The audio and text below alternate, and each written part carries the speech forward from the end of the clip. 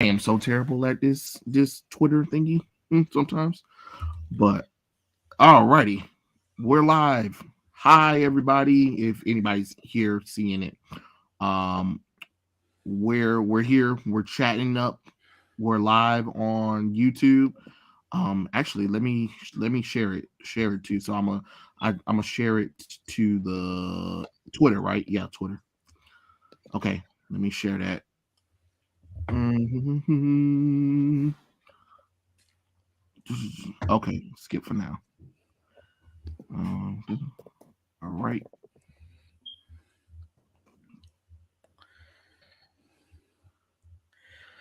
Let's see. Oh my gosh. Let's see. All Well, right. we got one There we person go. in so far. Hey, Anthony. Welcome to Right. the stream. All righty. Henry. Awesome. I know some people be like, "Oh my God, it's a surprise screen by Trey." Anthony, what's going on? Henry, what's going on?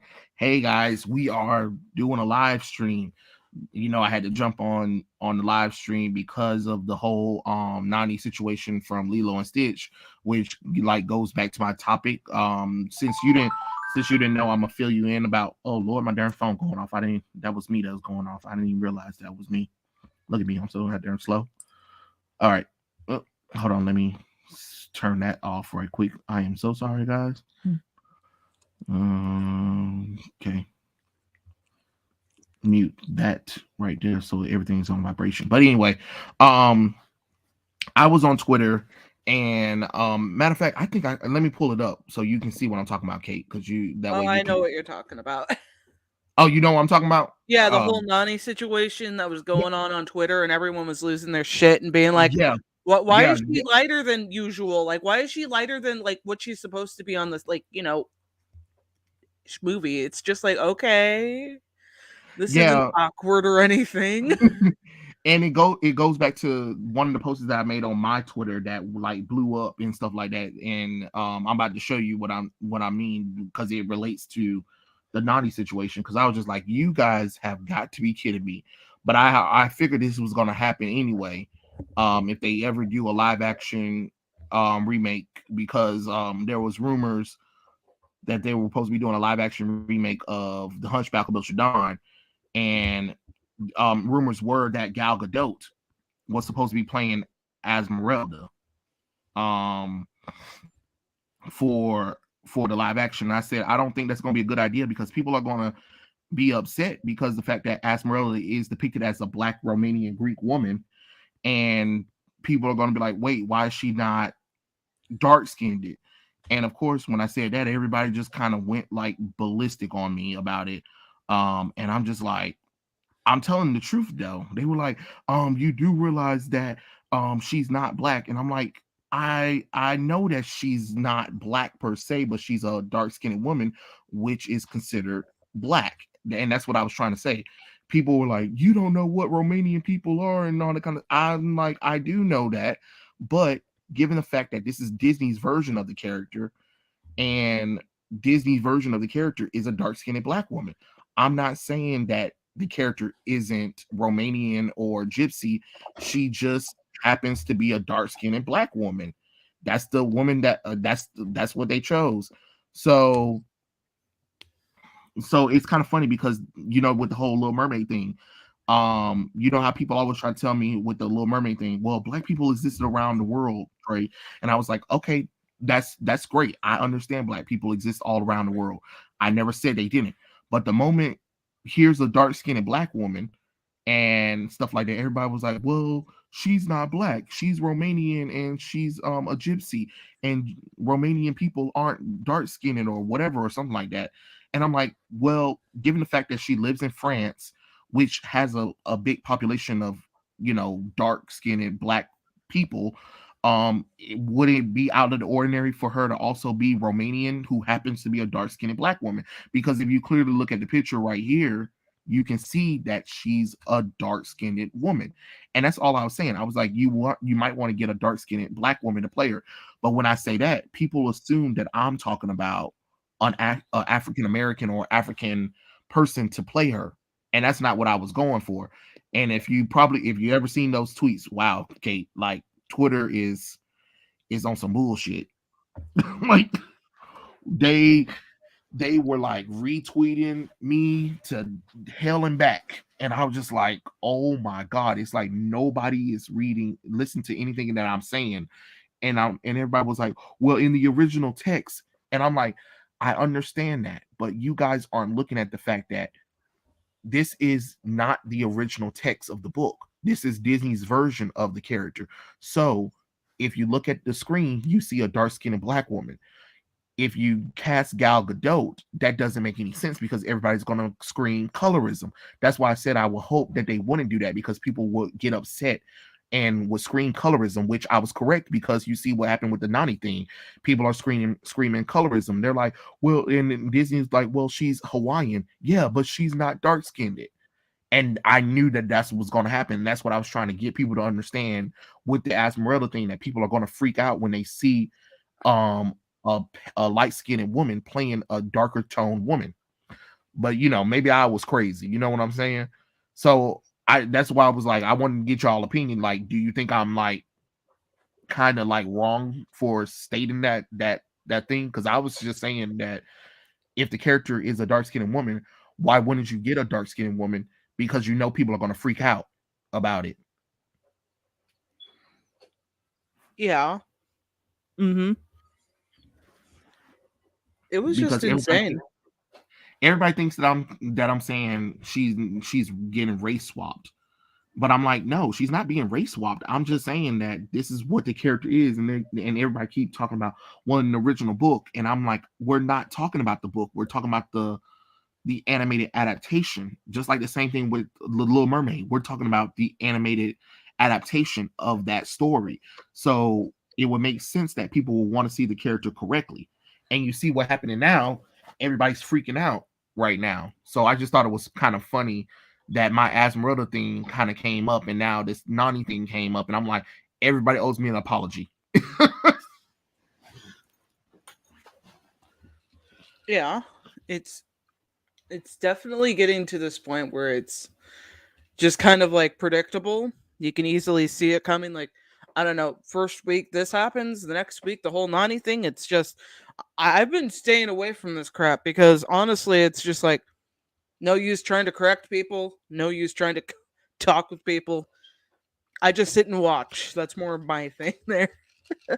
Yeah, that was my like first brush with like the Twitter thing, because I was just kind of confused, like where everybody was retweeting, everybody was like, oh, and then I think somebody was trying to like say, oh, this is the same guy who would sit up here and defend Ariel race swapped, and I'm like, where did I say that at? Like, you didn't even, you're making assumptions. Or it's just like people were like, oh, black people, they was like, oh, well, he's a black person, so he always want to see black people in everything. And I'm like, no, I don't. I'm just saying that this is clearly a woman who happens to be black, who is of diverse background, who is not from the United States, but to people in the United States, they see a black woman.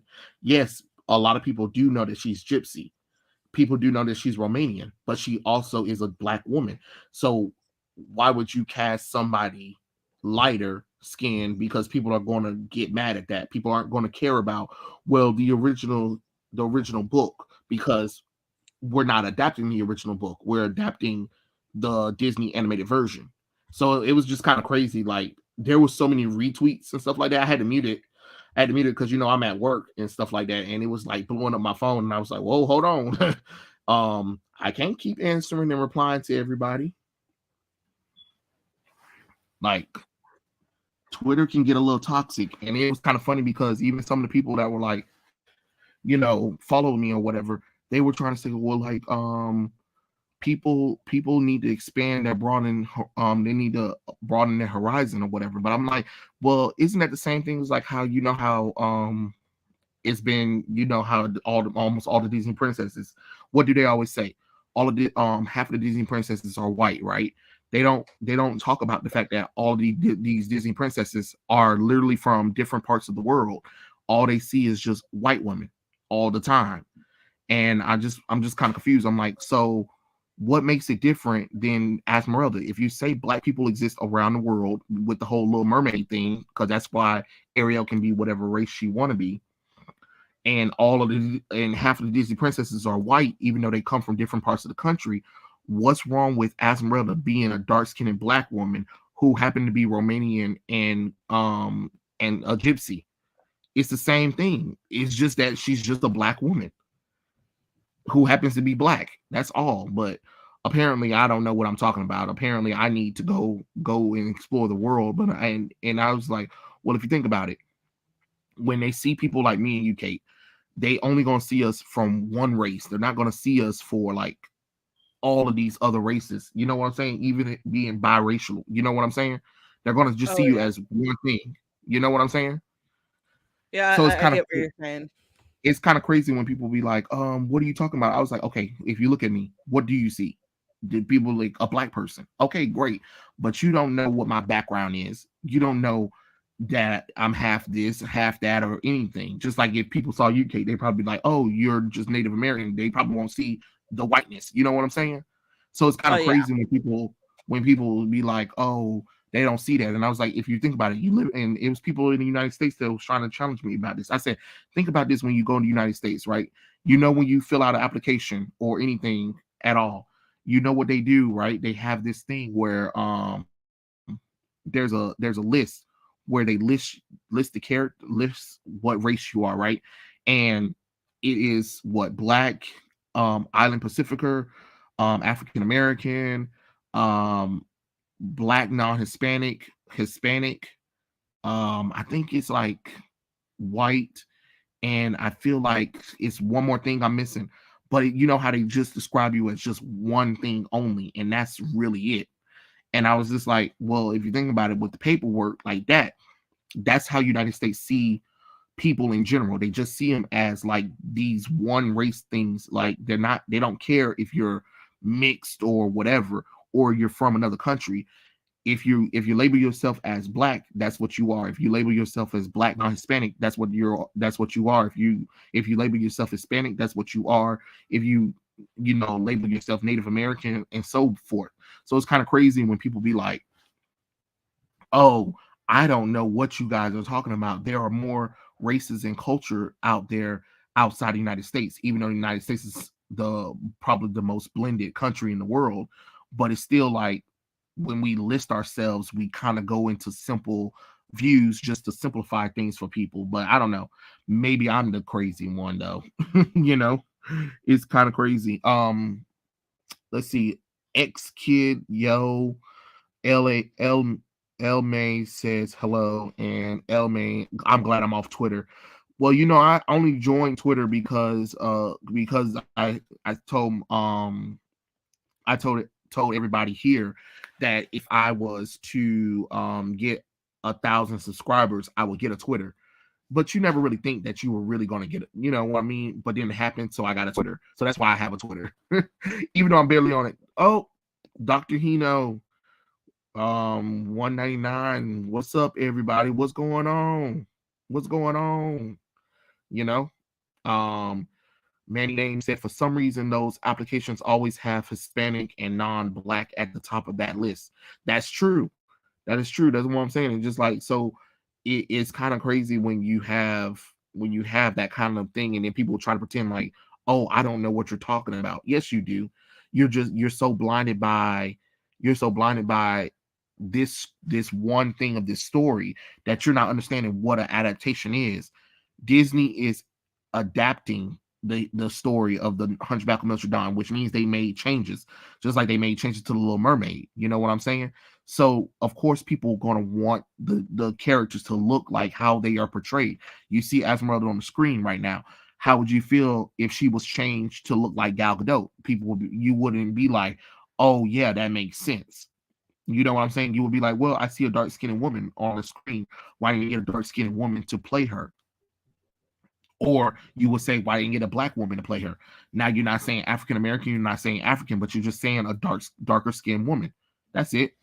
Um, Keenan Fox said, "Sup Trey, I was watching an anime before my flight tomorrow," and he also said, "Hey Kate, what flight you going to, Fox?" what flight you heading to and stuff like that. Okay, did I accidentally mute you?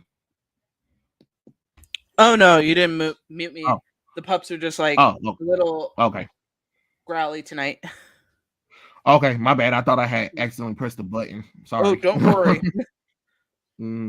What's going on, fierce apathetic black queen? But yeah, but you understand what I'm saying, though, Kate? Oh, I get what you're saying. Yes.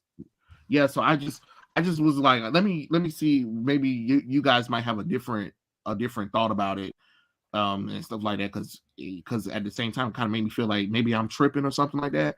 But I'm like, no, I couldn't be tripping. But then the Nani thing came out, and it just proves my theory with it. And I was just like, I was correct. I knew people were gonna freak out and stuff like that. So I don't know. Um, but you know what's crazy though, too, Kate, is that they're doing a live action Moana movie, right? Oh I don't know if yeah, you heard. when I heard about that, I was just like, "This is a little too soon." Yeah. It's really crazy when they started like getting these remakes, and I'm like, okay, fine, whatever. Like it's the earlier ones, like Sleeping Beauty, Cinderella. Okay, Mhm. fine, got it. But then they start doing the more, ones that are more recent, and I'm just like, okay, this can't get any worse. And bam, we got like Moana getting a not reboot, live action remake. And it's just like, okay, we got to really Yeah. talk about that one because I just feel like, okay, is this just to basically have The Rock play the same character while he's still in his prime? And Hmm. that's basically what it is. And if they were making their own, other Hawaiian like story that isn't Moana, then I would have been like, okay, go for it. Go for it. Right. But it's Some just people like they're not. some people say they should have just made a sequel, a live action sequel. Like, this movie takes place after the events of the first movie. But you know what's That so would have been crazy? more Oh yeah. interesting. And you know what's Either so a crazy? prequel or a sequel. That would have been made more sense, and people would have actually been more intrigued by that idea. Because maybe it could have been just like enchanted, and I don't know, magic gets involved somehow. I don't know. Hmm. Get someone creative to write something of the sorts. Bam, you make sense of the live actionness, and you still get to sell like a sequel. It would be something a little different, but still work in Disney's case. But they're just like, no, let's remake the first movie. Why? Right. I mean, the movie's not even 7 years old. It's not even 7 years old. That's the problem. It's It's not about to even a turn decade 7. old. It's about to turn 7. And I'm just like, are you kidding me? And you know what's so crazy is the voice actress who plays Moana is returning, but then nobody had a problem with her, and she's naturally light skinned, and Moana is a dark skinned woman, but nobody had a problem with that one. But for some reason, Nani comes in, and everybody was like, "What are you doing?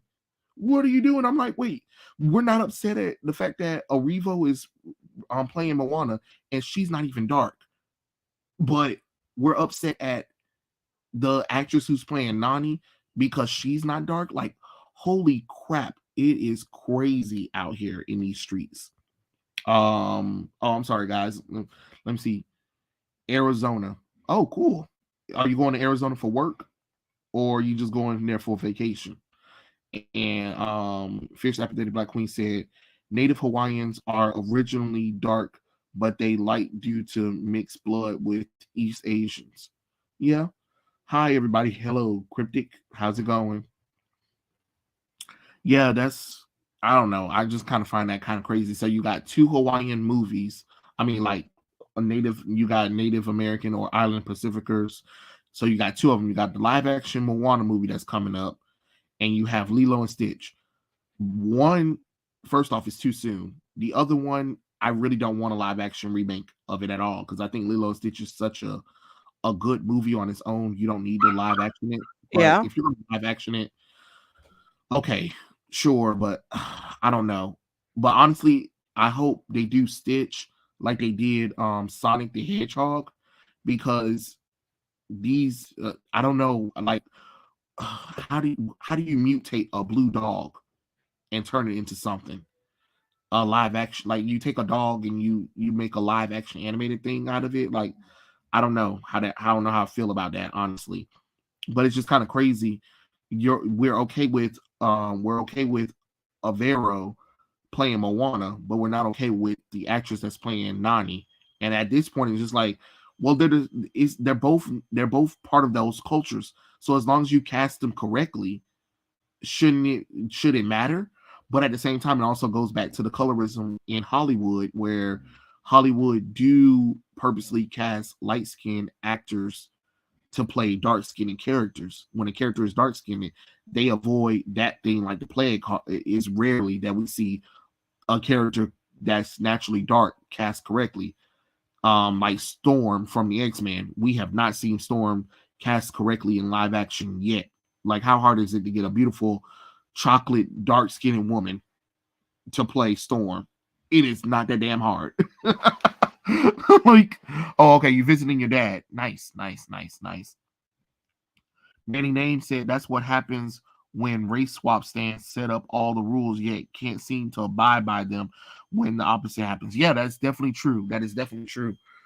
Yeah, I heard about the Nani casting, and honestly, this movie was already doomed project to begin with all of the aliens will be creepy as hell live action. That is definitely true. That is definitely true. I don't know how they're gonna do that. Um, because if they do it like the live action Little Mermaid where you saw Scuttle in them, I don't know. Kate, did you ever see what they did to Flounder, Sebastian, and Scuttle for the live action remake of Little Mermaid? I mean, it looks scary. What? Did you ever see the live action version of Flounder, Sebastian, and Scuttle from the Little Mermaid? Like, Yeah, I saw it. It oh, was eh. it was nightmare fuel. I was like, oh Jesus.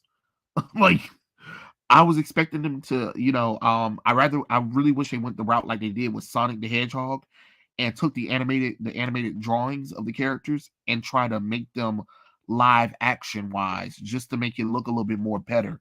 Because it would have made more sense to do it that way than to try to actually base them off of real animals, because it just looks weird, honestly. And then of course, I don't know if you noticed, they revealed the plot of the movie for the Little Mermaid, um because a children book showed the story, and in the story apparently Ariel figures out a way to get onto the ship and sell it into Ursula. So the moment where Prince Eric is supposed to save Ariel, in that moment, Oh yeah, me, I I was saw like, that. okay, all right, thanks for taking away the man's moment to shine. Like, all right, well, there's literally no purpose in the movie at this point. Like, I hate that they keep doing this to these princes, where they keep putting the prince as a sideline character. They did it in Cinderella, they did it in the Maleficent, and they're doing it now in the Little Mermaid. Like, damn, can the prince save the princess, for God's sakes? No, Jesus Christ. And what Like, was actually and what was uh, actually funny about that is a lot of these movies that were being remade into live action ones, Beauty and the Beast, and like you said, the Little Mermaid, they just keep having the woman get more independent, even though those stories are actually very a big step up during their time during the late 80s, early 90s when yeah, they were like made. That was already a step forward for being independent, but still not enough to like push people away. And now with this, I really don't see a good point with what they were trying to do with Ariel. It was just like, okay, clearly we don't really get any moments with other characters. It's just all about Ariel. Like, yeah. all right. Yeah, and that's the problem, like you said, because it's just like, then what's the point of this? Because they keep talking about, oh, we have the patriarchy, and like when they were talking about, they were changing the lyrics for "Kiss the Girl" and "Poor Unfortunate Souls," because they didn't want to seem like Eric was forcing himself on her and all that kind of stuff. And we need to show that Ariel doesn't need to depend on the prince or whatever. And it's just like, I'm sorry, did you even watch the original 1989 classic movie? Prince Eric was a cherry on top of everything. Ariel was always into the human world, and she was always trying to figure out a way to be part of that world. It's just that she met Eric, and Eric was just uh the icing on the cake. Even Jodie Benson said that. She's like she never saw Ariel as dependent on Eric at all. She was already rebellious. You saw what she did with her father. Her father told her to stay away from humans. She goes near them all the time. She was always this rebellious, adventurous person. So it's kind of crazy when people say that Ariel depended on Eric the whole time throughout the movie. And I'm like, no, she didn't. She didn't. Like honestly, if she never went up to the surface world and found him when the ship was crashing, she probably would have never fell in love with him. But that's about it, really. Yeah. But to sit up there and say that, oh, he's trying to take advantage of her, especially in the song "Kiss the Girl." Okay, Remember? let's stop right there because I want to talk about that real quick Okay, because go ahead. throughout the movie you can notice that basically he doesn't do anything. Like why does everyone assume yes, Eric decided to like basically, take Ariel in because he wanted a hot redhead. No, no, no, no, no, no, no, no. Nope, that's not what happened. If that happened, please point me to where the part where Eric says, "Oh yes, I'm just going to take advantage of this poor defenseless girl who can't speak for herself and be a douchebag." No, he gives her space. He gives her, her own clothes. He lets her decide whatever she wants to Mm-hmm. do, and she takes the lead. And is that a bad thing? Hell no. It's like I like if this was like, if they wanted to go down that route, they would have gone down that route. But no, that wouldn't be appropriate. So why are they assuming in Kiss the Girl that he was trying to no, no, no, no, no, no, no, no, no. Like everyone just seems to just basically think, "Oh yes, he's that evil." Like, okay, point me where each scene where he supposedly takes advantage of her as a naive, defenseless woman. Point at each scene, and I will go and watch that. I will go check out every copy, but it has not been seen. So if it's not been seen, it didn't happen. Okay, it's Mm-hmm. just this is embarrassing, especially to those involved who are just like, oh, like we're trying to give her a more independent, like personality. And she was already independent. That entire movie was a whole metaphor for, she wants to seek independence. She's gonna seek independence. Mm-hmm. It's just it makes me pissed off because that was the whole point of the movie. That they did it in a way where it didn't force it. They did it in a nice manner where it's like you get to know the character, you get to connect with her, and then you present all these problems in the later time. But now they're just pulling all these issues out of fucking nowhere. Like again, like I say, point me to the scene where this supposedly happens, and I will check those out. Like, Yeah, it's you're insane right. what these people think. I want to just sit down with them in real life and ask, how does this make any damn sense? Like, where was that? Tell me. Yeah, and what makes it even worse is when they're talking about the songs are now problematic. To How who? are they To problematic? who? To who? Kiss the Girl was like, if we're gonna talk about that, okay, let's talk about it. Like, Kiss the Girl was about building up the atmosphere, not like, Sebastian coming out of fucking nowhere and being like, get her, man, get her. Like, take out your dick and do something with her. Like, Right. no.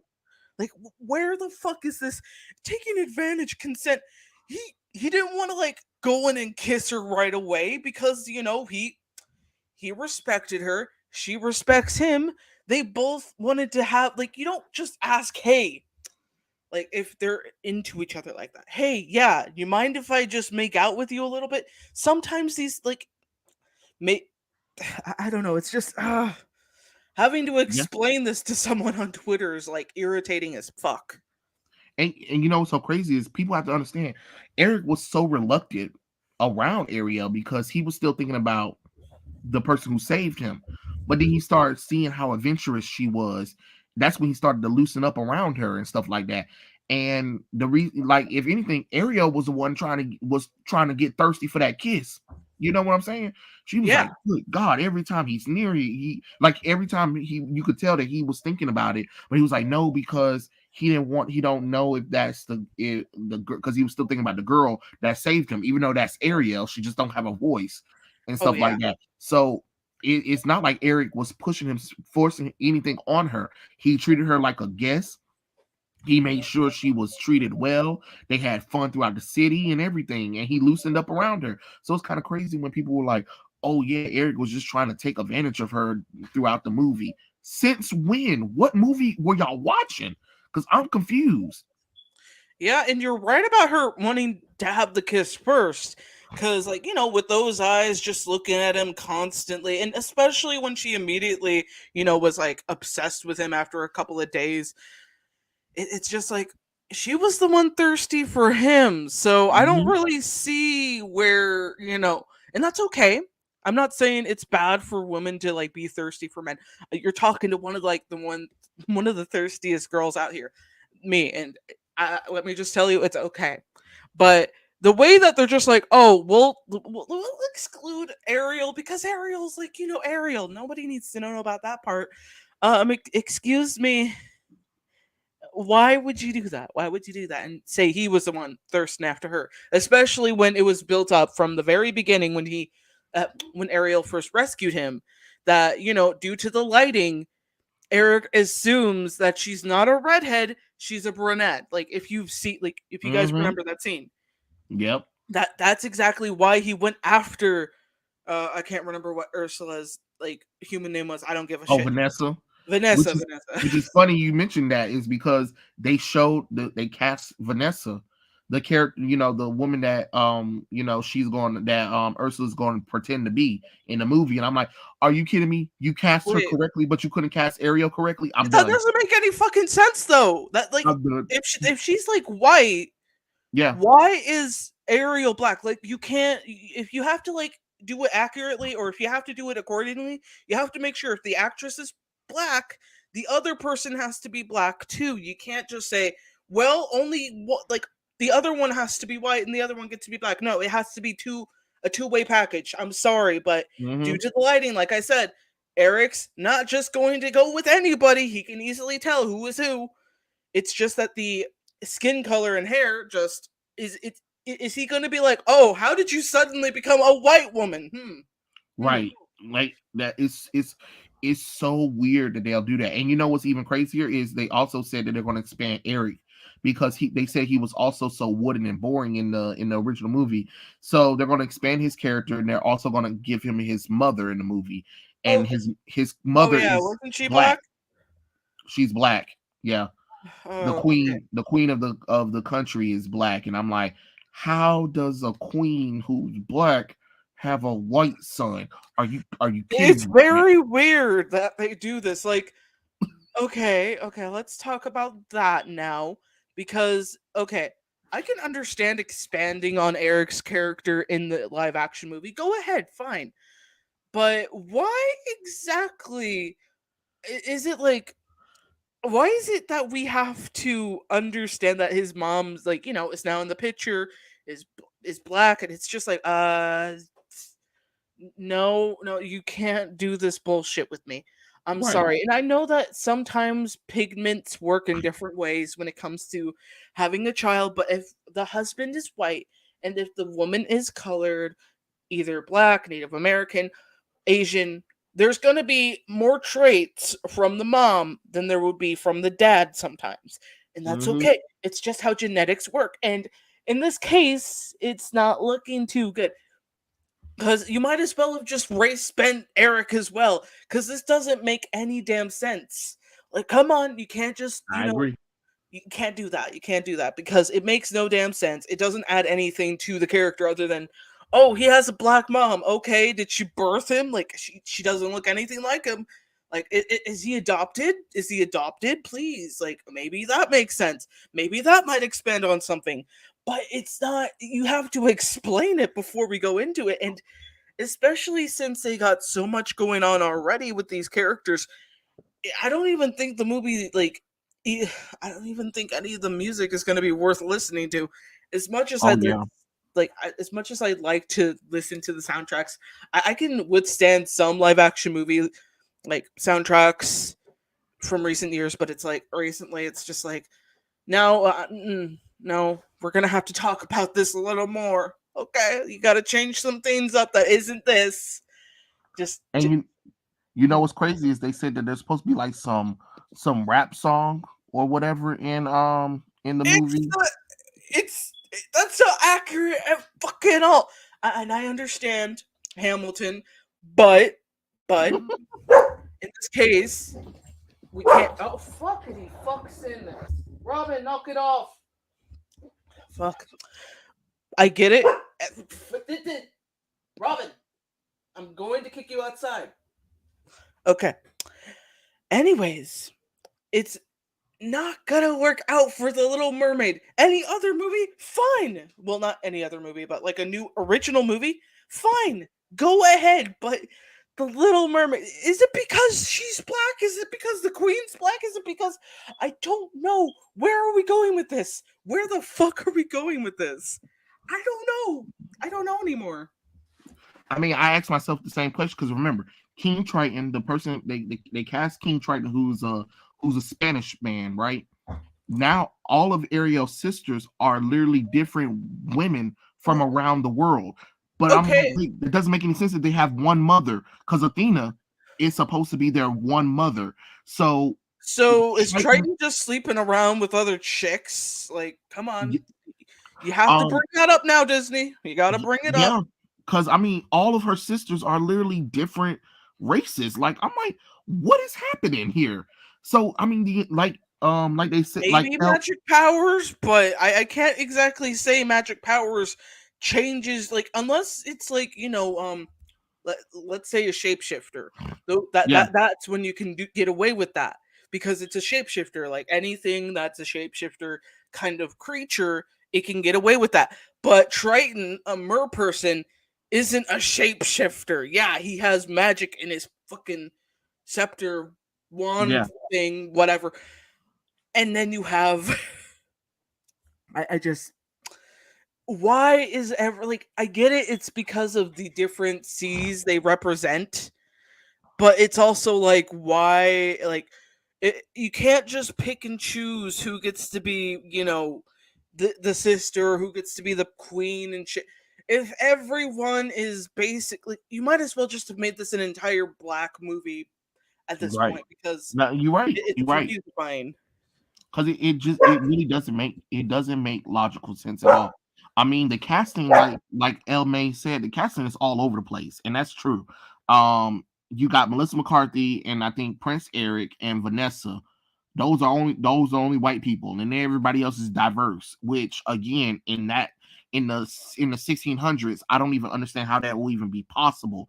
But okay, I mean, like you're asking me to suspend so much disbelief, even if it is a fairy tale. Yeah, a fairy tale that took place in the 1600s, where the world wasn't that diverse like that. So I don't. I really wish, like you said, I really wish they just picked one race and just make everybody that race. If that's the case, if you're gonna tell it, I'd rather you do like the Wizard of Oz when they did the Wizard of Oz.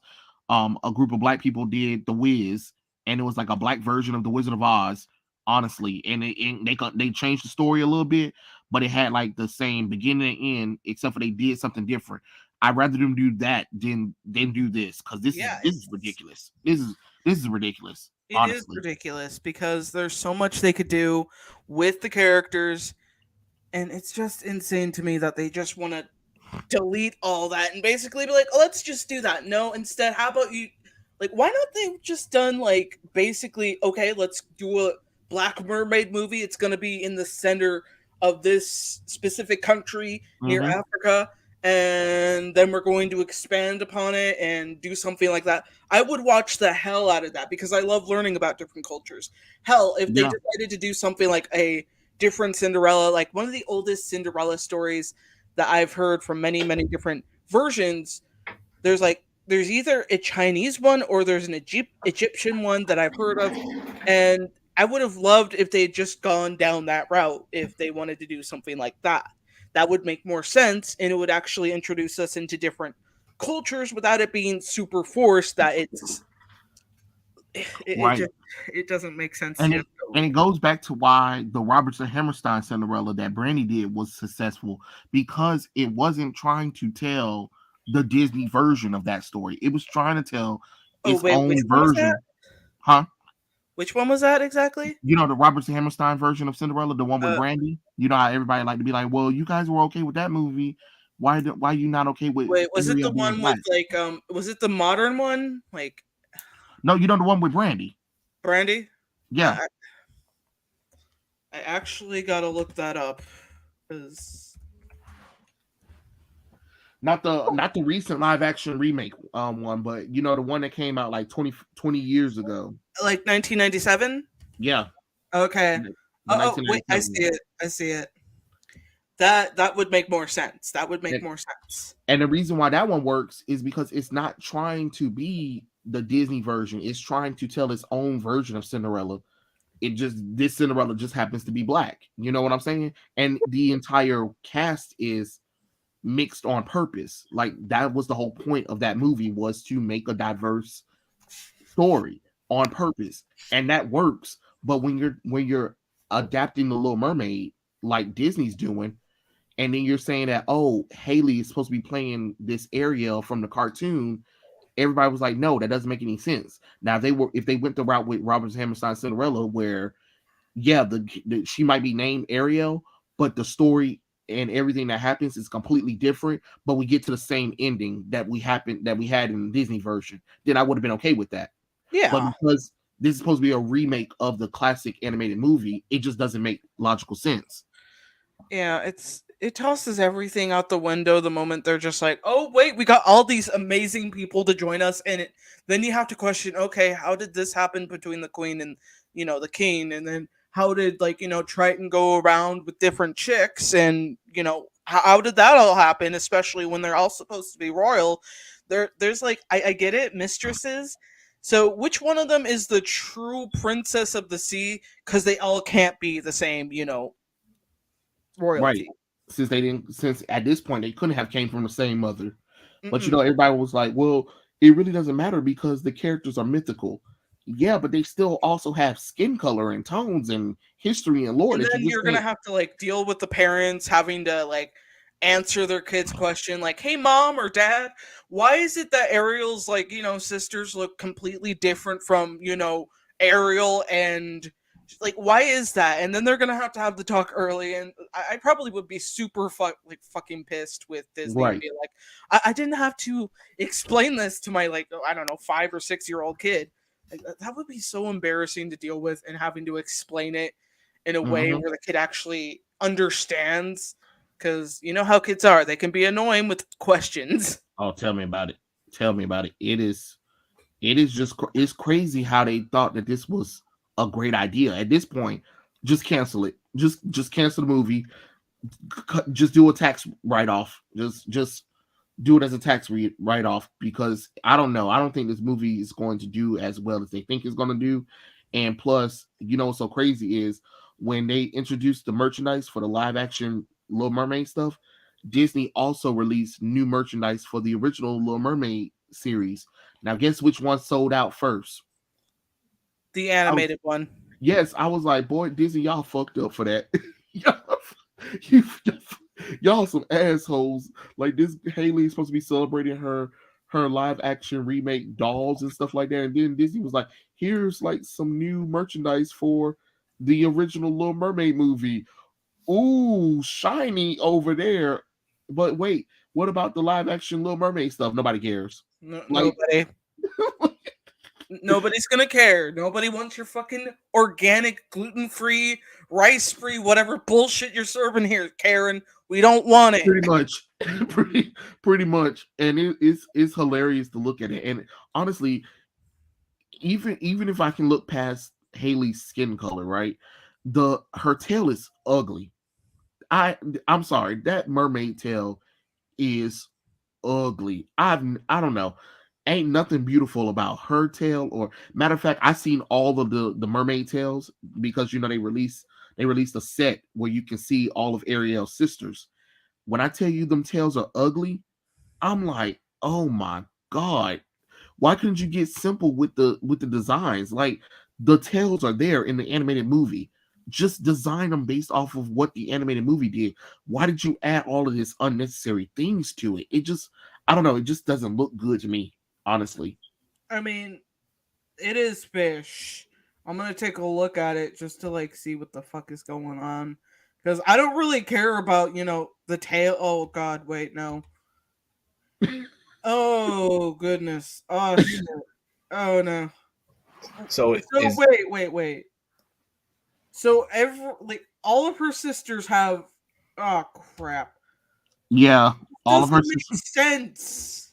Yeah, all of her sisters' tails are like retardedly different, and I'm just like, oh I my mean, I god. get it. Like fish are a different species. Blah blah blah.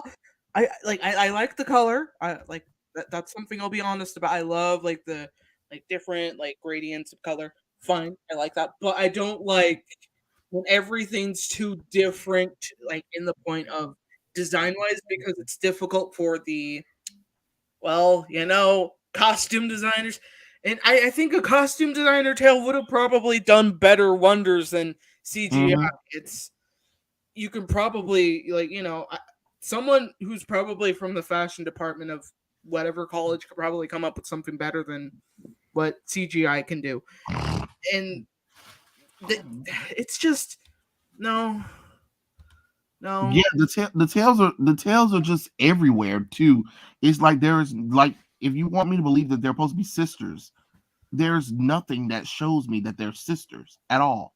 Anything. I'm just thinking these three are best friends at most, not cousins, not anything of the sorts. It's like, oh, we're just not cousins, best friends. That's what this freaking dolls look like. And I think the only one with an accurate design is fucking Ursula.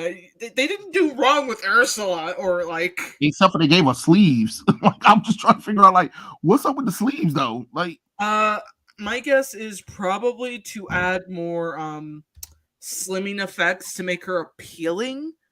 But the nah. whole point about her is that she, like, I don't mind it too much, but I just kind of feel like I it mean, feels like there's a complete shirt over it. And it doesn't make, I don't know, that they could have probably done a drag queen, like pulling in a drag queen to do yeah. this. It would have been so much fun to see that come to life. But I mean, look at okay. these.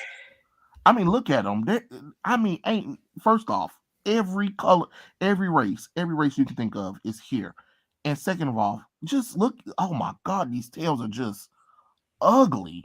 Like, like there's no correlation to any of them, and that's the problem. At least with the original one, the tails were different color, but at least it was all one tail. I mean, MCU suits are so so distinct and different. I wasn't Yeah, expecting fishtails to be so like complicated. yeah, like go ahead, just make them each a different color. Nobody cares about the extra details unless you're going to Look at these represent. details. Look at them, girl. Look at what is this? Look at this. Holy crap! This is unnecessary. This is where you put too much. This Are is we too much. actually going to see these characters, use their tails, or are they just gonna appear on like screen for I don't know, They're a minute probably or two? they're not going to be in there that long. I can already tell you that they're not Oh, going to be in the movie that long. Look at that. Look, you just got too much going on here. I don't even understand this tail. And what's up with the yellow one right here? What is this? I guess to represent tigers, lions, and other African American animals. This looked like she took gold and crystals and stuff and put it on her tail. Like, I'm confused on where pink hair, black, Like, I don't mind the purple. colorful hair. I actually really like the idea that mermaids have Yeah, distinguished features like that. But the only issue is that why is the only one who has a basic ass tail is fucking Ariel. Everyone yeah. else has additional wings that they don't need. Like, what was Ariel gonna grow more of those too? I'm a little confused about this. Who invented this? I want to slap them in the face right now. No, I agree. I definitely agree with you because I'm just like, what is going on here? Simple is key, and It doesn't matter if it's animated. It doesn't matter if it's live action. People don't fucking care if you want to add extra sprinkles to, no, nobody's gonna care. Karen, It, move on. Find it, a it, man. it definitely goes back to that MCU thing. Remember how people complained about how the MCU is overcomplicating their costumes for the characters? This Disney's is the just moment. Yeah. overcomplicating everything. I think it's to show that, hey, let's try and make these look so much better without actually fixing the plot, but instead we're gonna make sure everything looks fancier, nicer looking. It's kind of like painting the outside of the house that you're going to Mhm. sell to people, but once they get inside the house, it's like, what the fuck is this shit? Pretty much. It is so complicated. Manny Name said, no offense to Melissa McCarthy, but she's not thick enough to play Ursula. Back in the day, she could have been. Oh yeah. Back in the day. Back in the day. Um, and then they said they made Triton a gigolo. Apparently, Blue Wind, they're supposed to be from the same mother.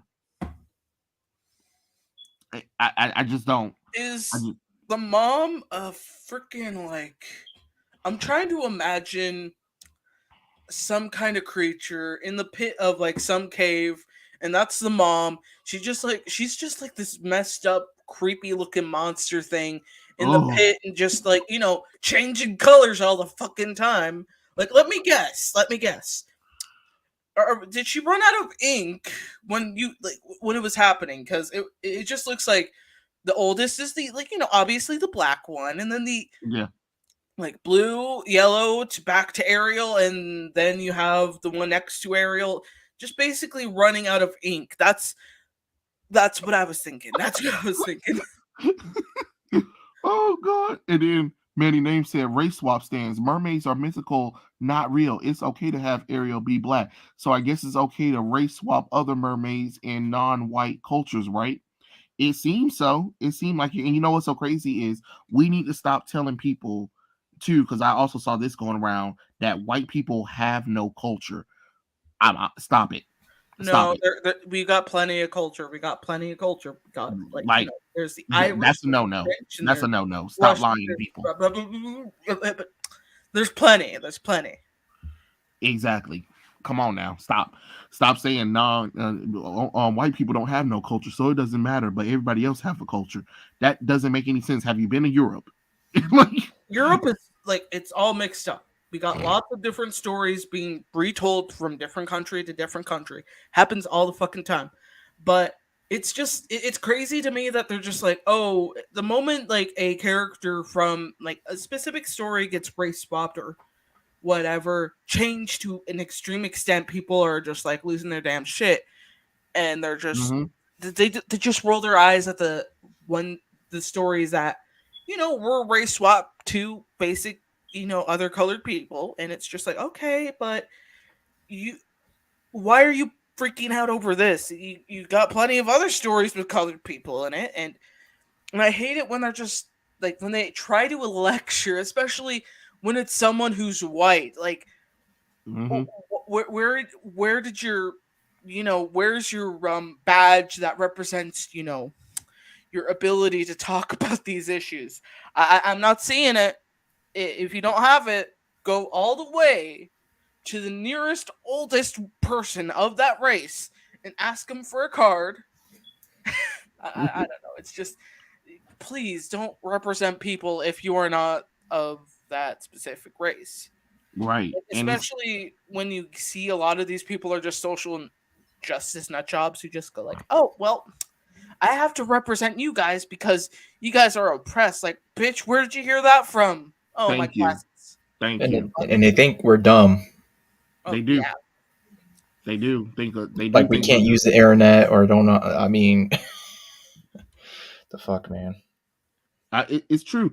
Like Haley and Yara, they were at I think D23 or whatever, talking about how this is good representation for the little black boys and black girls who can finally see themselves, because when I was growing up, it wasn't that much representation on TV for blacks. And I'm like, girl, what are you talking about? We both grew up in the 90s. Stop lying. what are you talking about? Like, this is important for the culture because black people can finally see themselves that they can be mermaids, they can be kings and queens, and they can be whatever they want to. Yes, they already knew that. What are you talking about? Stop lying. That's Stop lying. stupid. This is not an important moment in black culture. Stop lying to people. Yeah, I mean, and Kate, Dazzling Kate brought up a good point with like there's other black characters, but the problem is those other black characters aren't really popular unless they're like Spawn. Yeah, Let's Oh be yeah. honest. you're right about that one. And And and I can't remember if there was a black Witchblade, but if there was, I mean, they sure as hell wouldn't know anything about that. I can't. I yeah, mean, we all know, if you know what Witchblade is, we all know what the Witchblade it goes from one female to another, and it is not this in usually like towards the end, like they either they made most of them die because it takes so much power and it takes so much of their energy and everything, or they just barely survive and they're like in some kind of vegetative state in a way. But anyway, it's just it gets on my nerves. It gets on my damn nerves when they're like doing the race bending, the race swapping, and like, oh look, you can finally see yourself. Like, bitch, excuse my cussing. It's Like, fine, dude. Go like, ahead and cuss like, more. I'm like, man, dude. When I was 5 years old, I saw myself as Spider-Man. I was like, man, I'm Peter Parker. I didn't need him to be black, black or anything like that. I was like, this dude is freaking cool. He fights Venom, Carnage at the same time. He goes against the Lizard, and he has a smoking hot girlfriend and all that. But all of a sudden, it's like, oh, we got Miles Morales, we got all these other Spider-Man, we got this and that. I'm like, there's too much now. Now they made damn Nightcrawler a Spider-Man, right? Is that true, Oh Trey? yeah, I saw that. It was ugh. Yeah, that was Jesus. We're creative. These people are creatively bankrupt. I don't know what they're just pathetic. They are. They can't really come up with anything good. And yeah, I'll say I am a Miles Morales hater, but I mean, I'll get. Yeah, I don't really care to be honest because I don't think the character's good. I mean, there's a lot of different. There's been multiple different Spider-Man from before, and I think they all could have had like a what do you want to call it, like a reboot or rewrite, whatever. It may not be a popular opinion of mine, but I'm just saying Miles Morales he never clicked for me, and I mean I don't think he should be in the game or anything like that. But anyway, that's just me hating. yeah. We knows. But I get what you're saying though. Is I'm not saying that you can't create characters.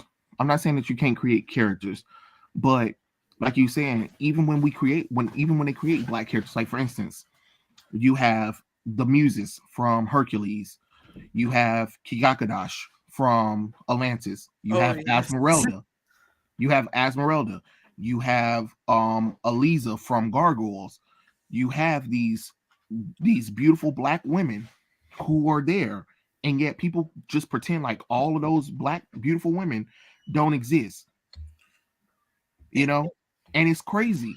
Like, and then like I said, like I don't know if you was here earlier, Dr. Hino, about the Asmerelda thing where like I was attacked for saying that she was a black character because she is. The Disney version of the character is a dark skinned woman who happened to be black. It doesn't take away that she's Romanian or Gypsy. She's still that. She's just a black woman. What's wrong with that? But then all of a sudden, this whole Ariel thing is different. But well, she can be black because she's a mythical character, but Esmeralda can't be black because that takes away from her Romanian origins or her gypsy origins. And I'm like, it doesn't. She's just a dark-skinned gypsy woman who happens to be black. That's it. And it's just crazy how we overlook certain characters one moment, but then we elevate or try to justify changing other characters around. Because remember, I like everybody attacked me a lot about the Esmeralda thing, but they were the main ones praising the Little Mermaid thing and saying that black people exist around the world. You need to get out and explore the world. Black people exist everywhere. I know that. Here's an example of a black woman who exists around the world. She's not black. She's Romanian, you jackass. Don't you know anything about Greek culture? I mean, Gypsy culture? I do. I'm just saying that this is clearly a black woman. So it's the hypocrisy of it. Just like it's the same thing with the Nani thing. It just goes back to everybody wants to pick and choose when it's okay for race swaps or race to matter. And it's terrible. I mean, like Ice Phoenix brought up, they're talking about they're changing historical figures now. You got Queen Charlotte, you got Anne Boleyn being changed to black, and it's Yeah. weird. Cleopatra is being changed to black, and it's Yep. weird as hell. Well, I would do the Uno reverse with one of the well-known black figures in the community and all that. Martin Luther King and all that, just to see how they'd take it. I mean, do you remember when someone made that art of Black Panther and he was a white guy and everyone was losing their minds about that? I mean, that was the funniest thing, to be honest. But as for the whole, what's her name, Esmeralda, I don't know. I saw that, but I don't know anything about the character. I never watched it. What the hell is it called? The Notre Dame Hunchback or whatever the hell it is. I'm not really a Disney guy like that. But what I do know is that people were very angry, and there was the whole, Gypsy and Romanian and Black and blah blah blah. Look, I'm just like I'll let people do whatever because I don't know. I don't know anything about the character at all. I never watched the film. I'm not going to watch it. I'm not going to support a fucking corporation who obviously won't do this.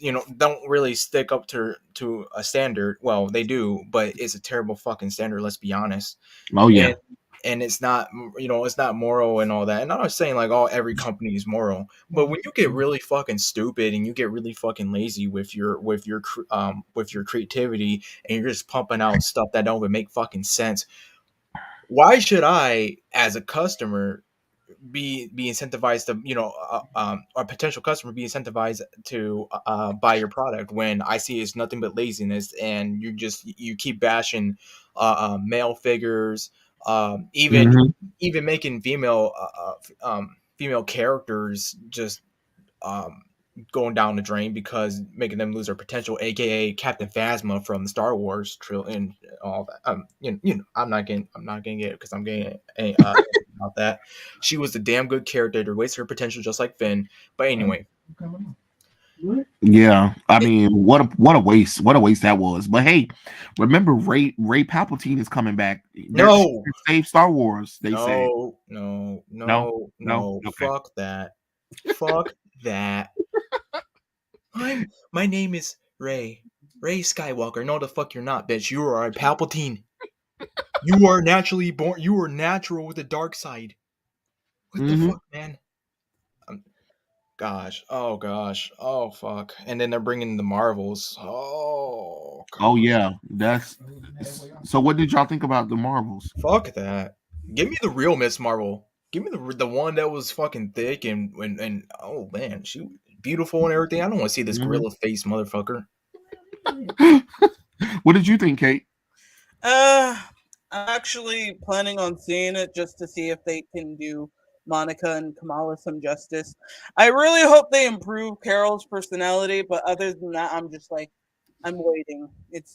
I would give one good thing that I would say about Brie Larson in the Marvels movie. Her hair. Oh yeah, I think her hairstyle is cute. That's about it. That's all. That's the only positive I got. But the one thing I do want them to do is I want Monica to be represented good because it was already bad enough they skipped over Monica for It should have been Monica. Yeah, it should have been Monica first. Should have been Monica. Like to this day, I don't understand how Disney skipped over Monica for Carol. It made absolutely Chinese money. Yeah, that Chinese money. Let's be honest. You're right. You're right. You're right about that one. It's kind of crazy because they kept calling the fans racist and stuff like that or sexist. Be like, you just don't want to see a woman take the lead or whatever. And everybody be like, we do, but we want to see Monica Rambeau. Carol should be Miss Marvel. Like, what are we doing?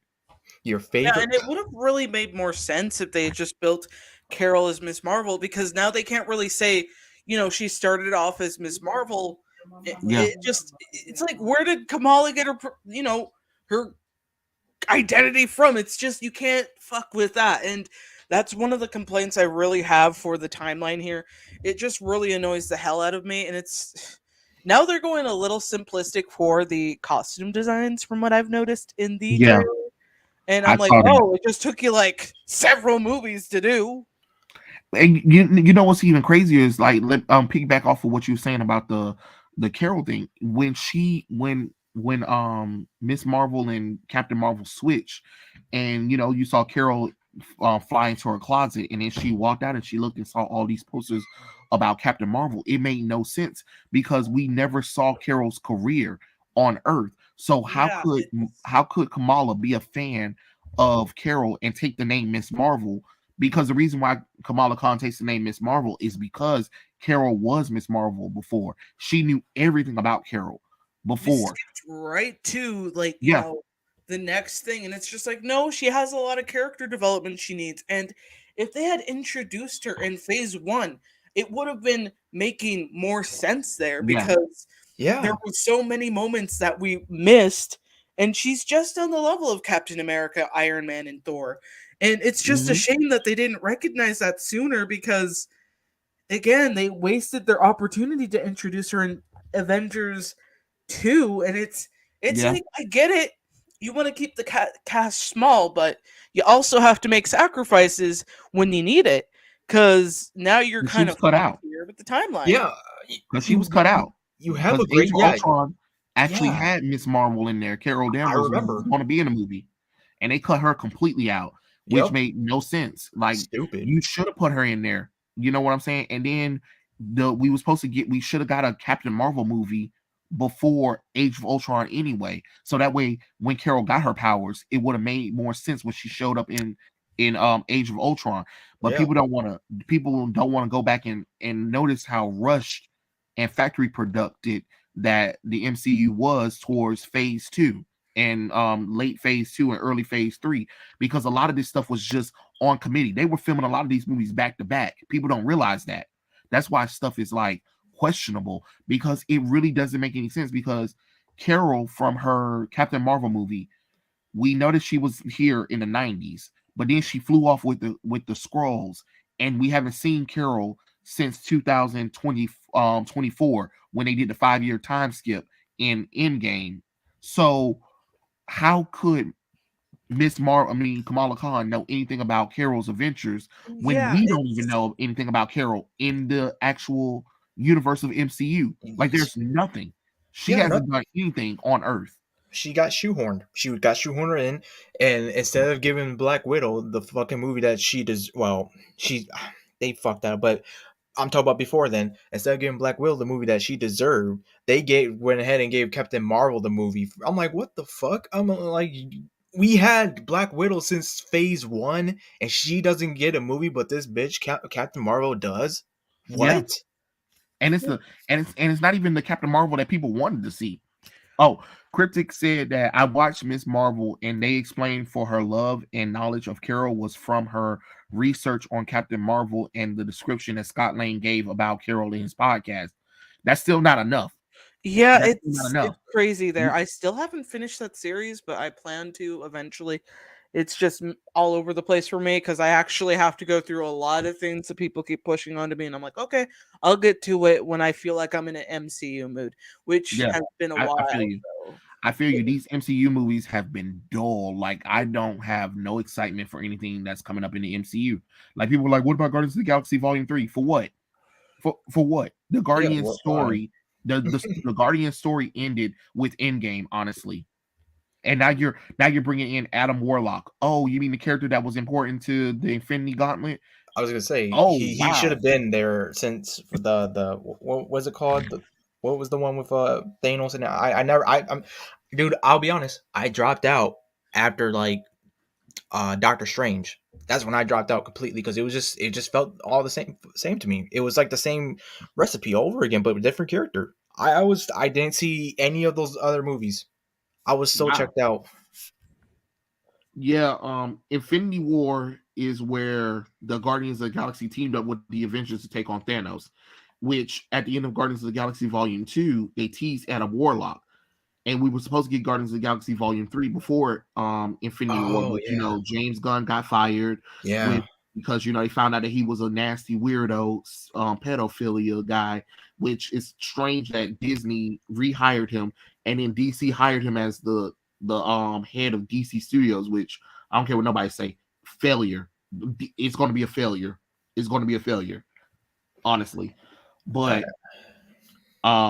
so his plans for Guardians of the Galaxy Volume 3 had to be changed around to take place after the events of Infinity War. I mean, Endgame instead of before it, because Adam Warlock was supposed to be in Endgame too.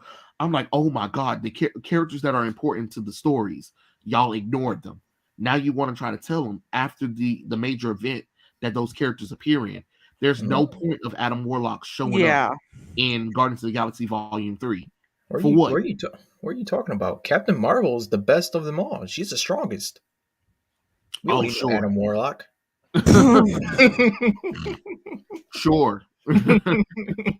You remember when they were talking about that? Like, oh, she's the strongest of them all, so you gotta watch the movie. Remember that?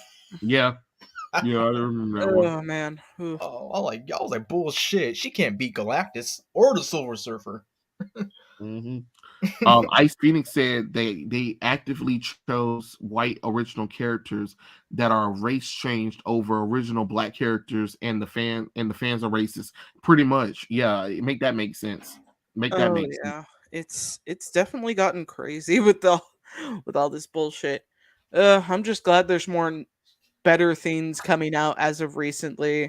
Did any of you guys hear about like the Teen Titans new series coming out by like Mark Waid? I don't give a fuck. Yeah, yeah, I did. Yeah, I did. Actually, what's so crazy is everything outside of like the main Teen Titans story has been good Teen Titans stuff. Like the Titans show sucks though, but Yeah. the two limited series that they had, Teen Titans Blood Pack and Teen Titans something, Titans United, right? Oh Those yeah. stories were good. And then you got Mark Waid doing World's Finest Teen Titans, which I don't care what nobody say, he's doing a good job on World's Finest. Oh yeah. Like, He's still doing a good job. you can I hate that love man it. all you want to, but the man is the closest thing we've gotten to getting good DC stuff. Yeah. Besides Jeremy Adams with the Flash, which I'm mad that they pushing him off the story. Oh Off yeah, the Flash. that was such a bummer. Like when I heard about that, I was like, "Wait, like this book is doing well. I haven't read it, but everyone's been telling me I have to go read it It's immediately." And I'm amazing, like, Kate. "Okay." It's amazing. It's amazing because I was a little upset because of what they did to Wally West, and I was just like, I don't know if I can do this, but hey, they did a good job. And So, the crazy thing is that he's actually making a family, like superhero family, work in the DC universe, yeah, as with other other writers with other titles, like let's say Tom Taylor on wait, not Tom Taylor, bad example. Even though he's doing okay with the Nightwing run from the earlier ones without the interference of the bullshit. Um mhm. okay, Tom King with like Batwoman, not Batwoman, Batman and Catwoman. That was absolutely shitty.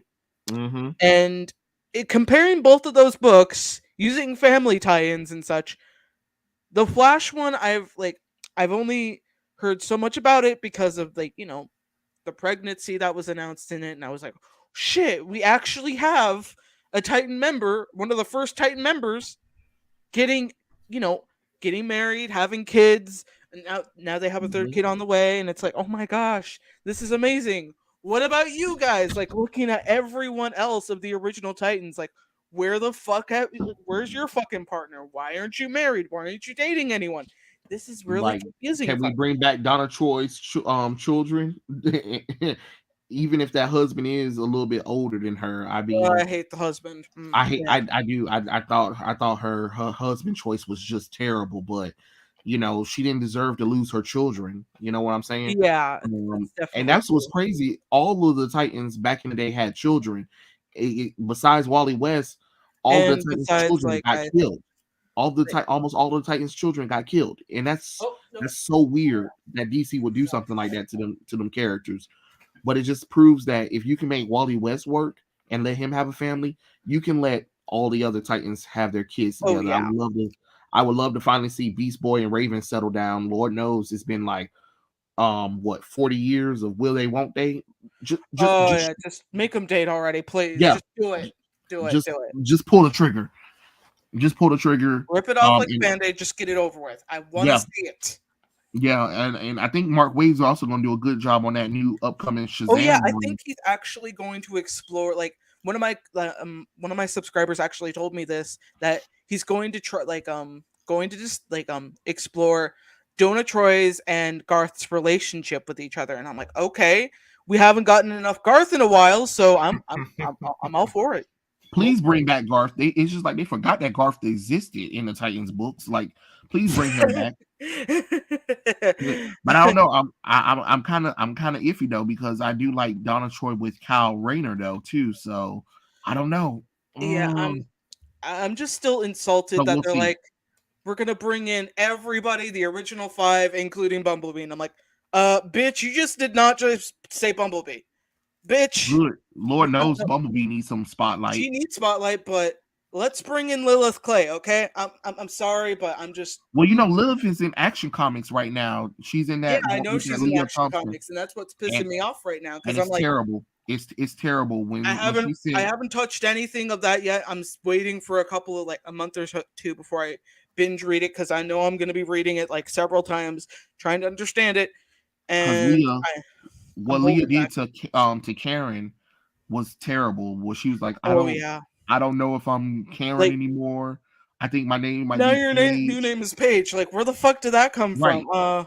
Excuse me, your name is Karen. Get over it. Yeah, your name is Karen Starr. You're Power Girl, and you are the CEO of Star Industries. Like, what are you talking about? You don't know who you are, and you feel like you're not part of the family, or you don't know where your place is in the world. Like, no, we're not doing that. And I'm like, Leah, who are these characters? You're writing Power Girl and Lilith completely out of character. I don't know. And my thing is, why is Lilith even with Karen Starr? That was confusing to me when I first saw the family like costumes and such with the matching jackets, and I'm in love with Lilith's design because she fucking needed one for a while, and to establish Lilith really barely had a costume. Yeah, she barely didn't, and it was just like all over the place because in different interpretations, it was always like, oh, let's put her into this red and black outfit. Now let's make her look like an emo gone dark. And it's like, okay, can we get back to the green and black? Come on. And then they do, like the Rebirth costume. I do like the Rebirth costume though. Yes. That outfit is pretty cool though, because I was like, oh my god, they gave Lilith the costume. Haven't seen the costume off her ass in forever. And yeah, it's so confusing to me that she is in Action Comics, and I'm very grateful she's even acknowledged at this point, because she's barely scratching the surface right now in the DC universe. And I feel like with her power set though, telepathy, telekinesis, hello, she's fucking Jean Grey. Everyone, come on, right. Get your attention. Yeah, she should be. I would say that they should move her into the Titans book, honestly, because she was doing a good job in the Titans book too. Yeah, so I don't know. I honestly do not know, but I am pretty excited though to see what Mark Waid's going to do with the new Shazam book, because he got him back. He got him back in his classic costume. They said they're going to address him as the Captain in this story. I'm like, just call him Captain Marvel. You guys are allowed to call him Captain Marvel. Yeah. Just say it, for God's sakes. And it looks like he's going to probably have it where Billy's adopted family don't exist, or they're going to try to retcon it where it is going back to pre-New 52. I hope so. There is just rumors. I don't know if it's true or not, but I hope so. Because, no offense, the New 52 version of Billy Batson is terrible, and that diverse Shazam family is dragging the character down. That's why Shazam Fury of the Gods failed. All I really want to see in the next few anything with Billy Batson is to have him actually establish a relationship with Stargirl a little more. That's just what I think. It would be kind of fun to see him interact. You talking about from from the pre-New 52 Yeah. JSA run when he was Yes, that like starting one. to film. Yeah. That I would be don't fucking awesome. I don't know what Jeff John's doing with that new JSA run because it's like time traveling bull crap, and I'm like, I gotta okay, actually read that one too. I've been behind on a lot of this, and everyone keeps saying, "Oh, this one's good, that one's good." And I'm like, "Okay, I got it. I got a reading list to do," and I'm like, I had to like list every single fucking book and series I have to read, and I'm probably not even gonna get to half of them because I'm just like I'm very judgy when I see a cover. I'm like, I don't want to read this. This is questionable.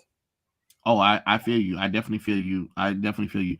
Oh, wait, hold on. Ice Phoenix said, let's say that the MCU lasts another 20 years. Who's going to die in these big Marvel movies like Endgame?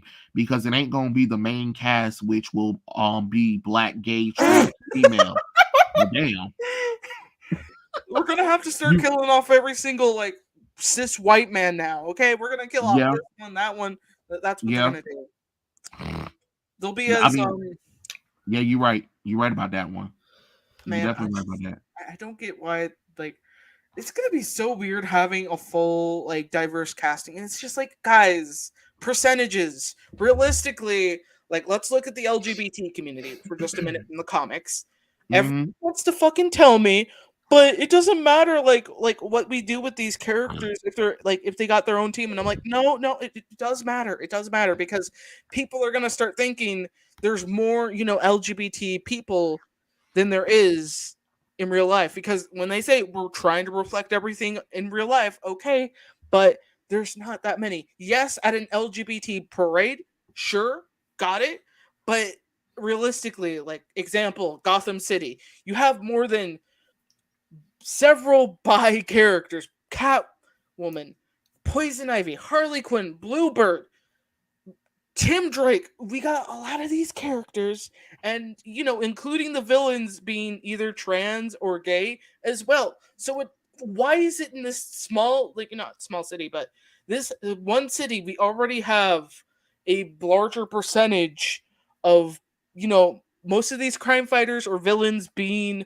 part of that community, but when it's Mm-hmm. already a smaller chance being a crime fighter and villain in general. So it's kind of crazy to me because, again, less than 2% of people are crime fighters or villains in this case. When you combine them, yeah, it's going to be like all over the world and shit, but it doesn't make any sense for a specific city to have that many people. It's like, I don't get this. I don't. It's because of Ace Chemicals. They're making the freaking Well, Frost that makes game. sense. That actually makes more sense. Yeah, yeah. It's Black Mask's plan right there. I'm going to make everybody gay. So we can get more dates. Bro, I'll be honest. I'm like so torn because when I saw that they made Catwoman in that animation, that in that movie, like be like bi, but yet the animation is so good. I'm like, dude, it looks so damn good. But I'm Yeah. not gonna watch this shit. So I'm just like watching the little clips. I'm like, damn, this is. I was like, what a shame. Animations is a 12 out of 10, but damn, they really made her bi. I'm like, and they made what's her name? Is it Batgirl? Batwoman. Batwoman. They made Batwoman bi as well. I'm like, No, Wait. Batwoman is a straight up lesbian. Wait, they made her bi? What? No. Batwoman isn't bi. Batwoman is straight up gay. oh Yeah, yeah, I she's a know, it's lesbian. just- That's right. Yeah. Yeah. They made Okay, her, so but wait. Catwoman was flirting with her on purpose because she knew that she was into women, so she can get the communicator and stuff from her. Catwoman just played her. She's not really into Kate like that. She just knew that Kate was into her because she knew that Kate was into females. Okay. You know, Okay.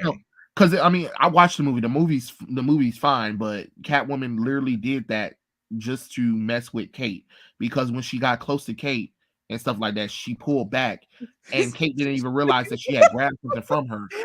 That's how good Catwoman is. See, that's what I get. That's what I get. Like I act like I know what I'm talking about. Oh yeah.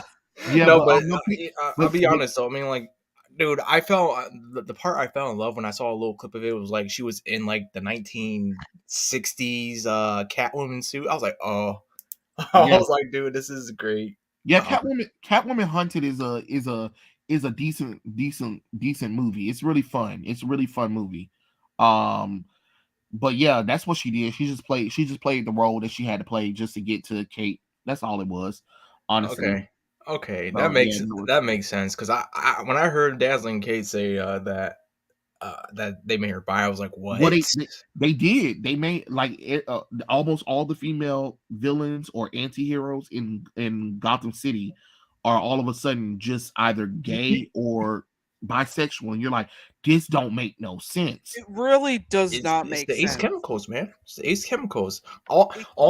Okay, I will forgive them if they give me a thick, feminine, dark side or dark seed. Oh I'm yeah. just, I would like to see that because Yeah. I would like to see those large ass tits just beating while she's like beating me the fuck up, and I'm like, oh, I'm about to die. At least I saw some tits or something. I don't know. Now we can if we can get Wonder Woman to get back them big old titties, because Wonder Oh Woman no! stopped. What have I done? I'm Wonder about to Woman get this stopped them man titties. back on it. She lost them titties when she got that movie costume. I said, damn. The movie costume that DC is overplayed. Please change her. Please get her out of that movie costume. I'm sick Yeah, of her give her looking like some Gal Gadot. pants. I'm getting sick of it. Like it don't make no sense that Batman and Superman are back in their classic costumes and Wonder Woman's not back in that bikini costume. Like put her back in there. Come on. They Come won't on. do it. They won't give it. They won't give it to us. Obviously, because they're as Eric July would say, they're a dead company. So Oh yeah, pretty much. Pretty But much. that's the reason why we got artists who do lewds and all that too, and Oh voice yeah. porn parodies. So It's our kind of weird cosplayers. because like they'll be like, "Oh, Yaira is here." No, not Yaira. Yara. Here's Yaira. Yaira. I keep thinking about Yaira from like I know, the right? Retroverse. I'm just like, "Oh my gosh, I love her design." And then I'm like, "Oh wait, no, not who I was talking about. Yara. And we got her instead in this like, nice costume. And I think they were mostly doing that like just to fucking tease everyone, being like, "Oh, look at how sexy and beautiful she is." And it's like, okay, Okay. but still, that doesn't make up for anything. And you didn't even do shit with her story. It's like, Right. I mean, I ain't shit on the guy because I obviously haven't read his book, but I am interested. But I mean, that's pretty damn impressive though. 3 it's million in under a basically week. Mm-hmm. Yara's fuck. Yara's Yeah, story Yara. is basically CW episodes, and they're boring as fuck. It The was art's so fine. boring. It's just the the art is story. beautiful. The art is beautiful, but oh my god, it reads like a CW plot. I'm like, oh my god, this is a No wonder they pilot. were trying I'm to reading the rush it. pilot.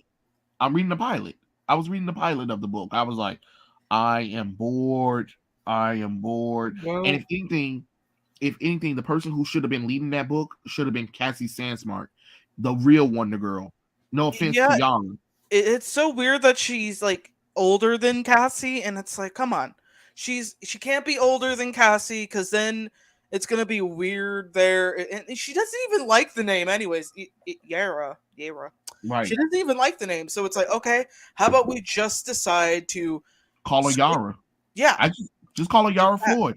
Just like how Donna Troy stopped going by Wonder Girl. She went by Wonder exactly. Girl. She went by Wonder Girl, and then she went by Dark Star. Then she went by Troya, and then she just said, "Screw it, I'm just gonna call myself Donna Troy." And Donna Troy is her superhero name, even though her real name is Donna Troy. It's very catchy. It's basic. Everyone loves it. Bam. Yeah. And you don't even need to keep Yara in the like the Wonder Girl face because she just completely skipped over it. The whole point about these characters is that like if you're going to introduce them as the next new Robin, Wonder Girl, or Superboy, you got to make sure they still fit the part. Because look at fucking Connor Kent, who's now getting Man of Tomorrow comic soon, and I'm just like, this is embarrassing. Some of the pages I'm looking forward to reading to it, but it's just like these pages right here. They look very, very like, oh, like Connor's now forgotten because, oh, wait, John's already Superman. Okay, we can't have him being Superman.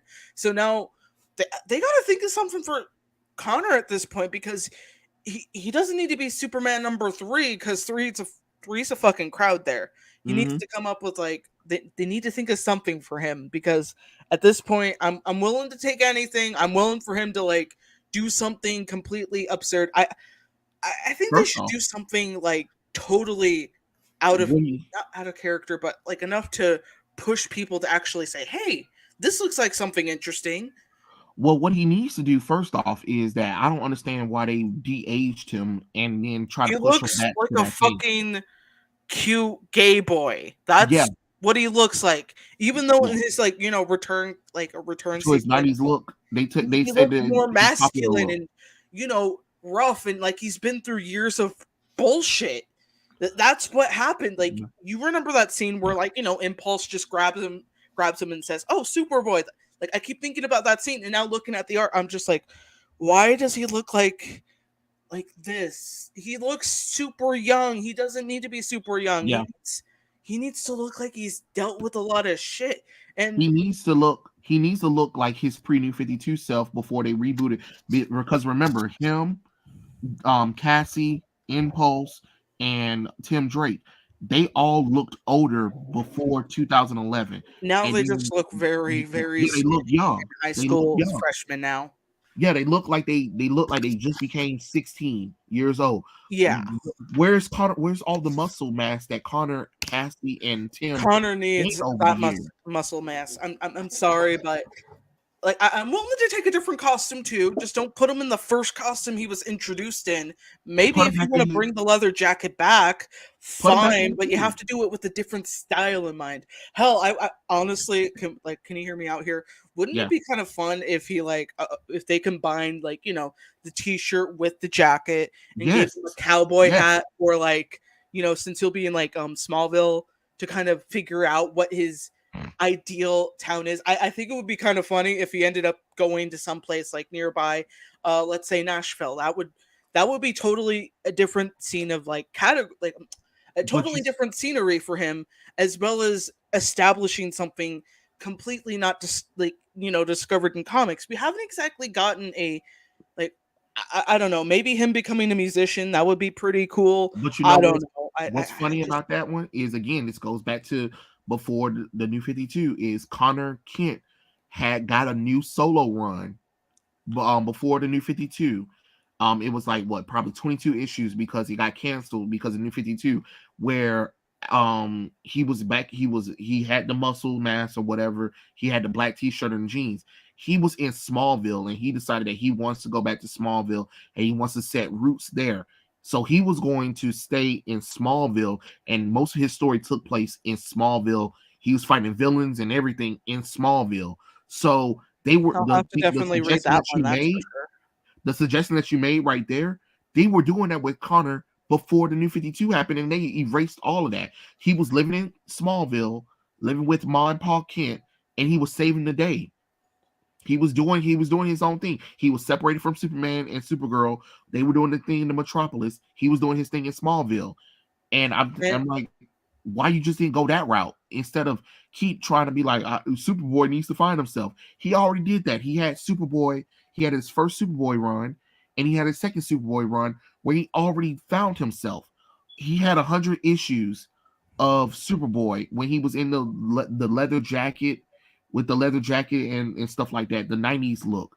So it's kind of weird that they erased all of that character development just for him to be like, oh my god, I don't know what to do with myself, which is kind of strange because Superboy already was in his position when Clark and Lois had adopted Chris Kent back in the day, and Superboy was helping him out and being like a little uncle to him. So it's kind of weird. Like, Superboy should just be like the uncle figure to John Kent and let Superboy teach him. But they aged up John Kent, but still Superboy should still be the masculine uncle figure that they have. He's just not in Metropolis, because a lot of Superboy stories past on what probably past issue number 50, he was not in Metropolis, he was in Hawaii. So they could always take Superboy back to Hawaii where he was at originally, where he set up his own stories, his own villain rogue and everything. So Oh I think yeah, that would that be would be something pretty cool cool. to do. So I don't know.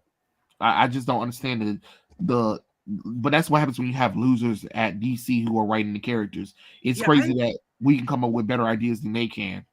it would be pretty cool if they took it back to Hawaii or Smallville, or even my suggestion of Nashville. That would be Mm, honestly, I would love for him to take on more of his country roots because he was, yeah. being raised by Ma and Pa Kent.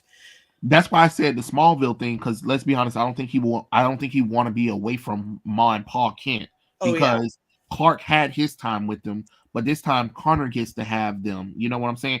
And yeah, it's he like they get does. to raise Clark. They get to raise another child all over again. So I would say put him back in Smallville or put him back in Hawaii. Like maybe you can take Ma and Pa Kent to Hawaii. You know what I'm Ooh, saying? that would be pretty cool. That would be That'd really be, nice to have him take some time off and just relax for once and yeah. doing tourist things. I would love for them to just like drag Connor along being like, "Oh, take a picture of us right here so we can, show our friends back at home." That would be pretty cute.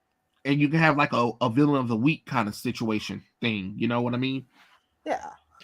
So that could have been something cool. And like I said before, is I don't know if any of you guys saw my tweet though, but I was talking about Wonder Girl, because the New 52 Wonder Woman run by Brian Azzarello that everybody likes to praise. And I had said that Brian Azzarello's New 52 Wonder Woman story was literally took away Cassie's story, because Cassie is the bastard child of Zeus, not Diana. And they could, if he, all you had to do was replace Diana for Cassie, and that could have been a good Wonder Girl comic book instead of a Wonder Woman comic book. Yeah, Everything they and it did in kind that of book. just takes away from Wonder Woman too if you really think about it. Yeah, I mean, because they changed her origins around. And then they pushed Cassie out of the way. Cassie and Wonder Woman barely talk to each other, which is crazy as hell. And I just don't understand why they took away Cassie's story and gave it to Diana instead of like what Brian Azzarello did with that New 52 Wonder Woman story. The reason why I don't like it is because it's not Diana and that's not her story. That should have been Cassie's story, because Cassie deserves to have a story. We barely get a chance to see anything with Cassie at all outside of Teen Titans and Young Justice, because they, for some reason, the writers don't want to put her in the Wonder Woman books. I don't know why, but they don't want to. They don't want to put her in the Wonder Woman books. So at least give her a solo run, like the New 52 run. Yeah, I guess the decision making is definitely hard for Wonder Woman merchandise, considering the family is of the original creator is deeply connected to DC making these decisions, which that's good, but it's also like okay, with these newer creations that aren't Diana, like what can they say or not say about them? That's making me think about, okay, maybe they got most of the control of anything connected to the name Wonder and they get to make those decisions, or they Mhm. just okay a lot of these decisions that whatever creative comes their way to say, hey, yeah, we're doing something new with Wonder Woman, whether it's a movie, show, or whatever. I don't know how much creative control they got, and I don't know how much DC has. So it's a little confusing to see why they aren't trying to push for more, because if they push for more, they could actually open the doors for the characters. They could make more money because again, with characters like Wally West and Dick Grayson, and then you have like Donna Troy and later on Cassie Sandsmark, you have those characters that are just getting neglected there, and then you have a billion Robin stories about like, well, okay, I guess we got this many stories connected to Dick or Jason, whatever, and then you see the Wonder Family, and it's just like it's empty. You can't even fill, let's say, a small filing cabinet with not even a drawer with those You're stories. right. You're right about that one. And that's another problem too. Is like, and then what, 2 years ago when they tried to do the whole expanding the Wonder Woman line, what did they do? They set up there and turned it into like some lesbo fest that nobody was interested in. I'm like, you can't take these Amazon characters, these proud women warrior, and turn them into some lovey-dovey lesbian fest and think that your readers was gonna read it. They don't want to read that. Like you had an opportunity to tell good stories with the Amazons, but instead they sat around, they talked, and they screwed each other, and that was it. Yeah, That's not it's interesting, honestly. oh, I can agree with It's you really there, not interesting. Anthony. Yes, not only that, we have Garth who What often happened? gets left behind along with Lilith. Yeah, we got a lot of those like going on with all Yeah, these characters. Just getting ignored and then you just pull in like okay, example with the Wonder Family. You got Yara being pulled in instead of Donna Troy or Cassie or even like her there was that other one. Ah, frick. The other character or even Hunter at this point because what's I up? think it's Oh yeah, just Hunter. We don't talk about him. Nobody talks about Hunter because that was just stupid. That should Hunter have Prince been was pretty that should have cool. been Cassie's thing. That should have definitely been Cassie's thing. I don't even that that nonsense where Wonder Woman had a brother. No, no, get out of here. Get No, out of no, here with no, me. no. That was Jason. Oh, oh yeah. Oh, I'm sorry. Yeah, Hunter was the alternate reality son of Wonder Woman. Yeah, I like. It's just I'm crazy, sorry. man. I'm sorry. I forgot. Jason. Oh, But Jason. Jason yeah, pissed I off a don't lot really of care about generations. Jason. I mean, at most he could probably have been a little brother. That's the best role he can get. Okay. He can only be, but he only be related to Cassie. He can't be related to Diana. I don't care. Yep. Retcon that hoe. Retcon it. I don't care how you got to do it. Yeah. Retcon it. Honestly, I think they should just go at this point with like Hunter being the firstborn of Diana, and she has no fucking clue how to deal with boys. That would be fun. That would be fun to see. Yeah, because it is kind of weird that Batman and Superman have their children, but then Wonder Woman don't have none. Yeah, and it's like it goes It's like back to hello. like the whole thing with Steve Trevor, and they're like, "Oh, should we just make it so it is from World War I, World War II?" No, no, just make it modern. Do whatever you can with it. Just please And focus on her relationship with him, that is or definitely even another some of one. the other characters. Like I think there's actually a few characters that Diana has, been with. I just can't remember the names at this moment. Oh yeah, she was with that black guy who also had that nephew that looked up to her, and Diana gave him a shirt and bracelets and said that he was going to be Wonder Boy, and I thought that they were going to do something with that character, and he just never he show up every once in a while, but I don't even think they even remember him.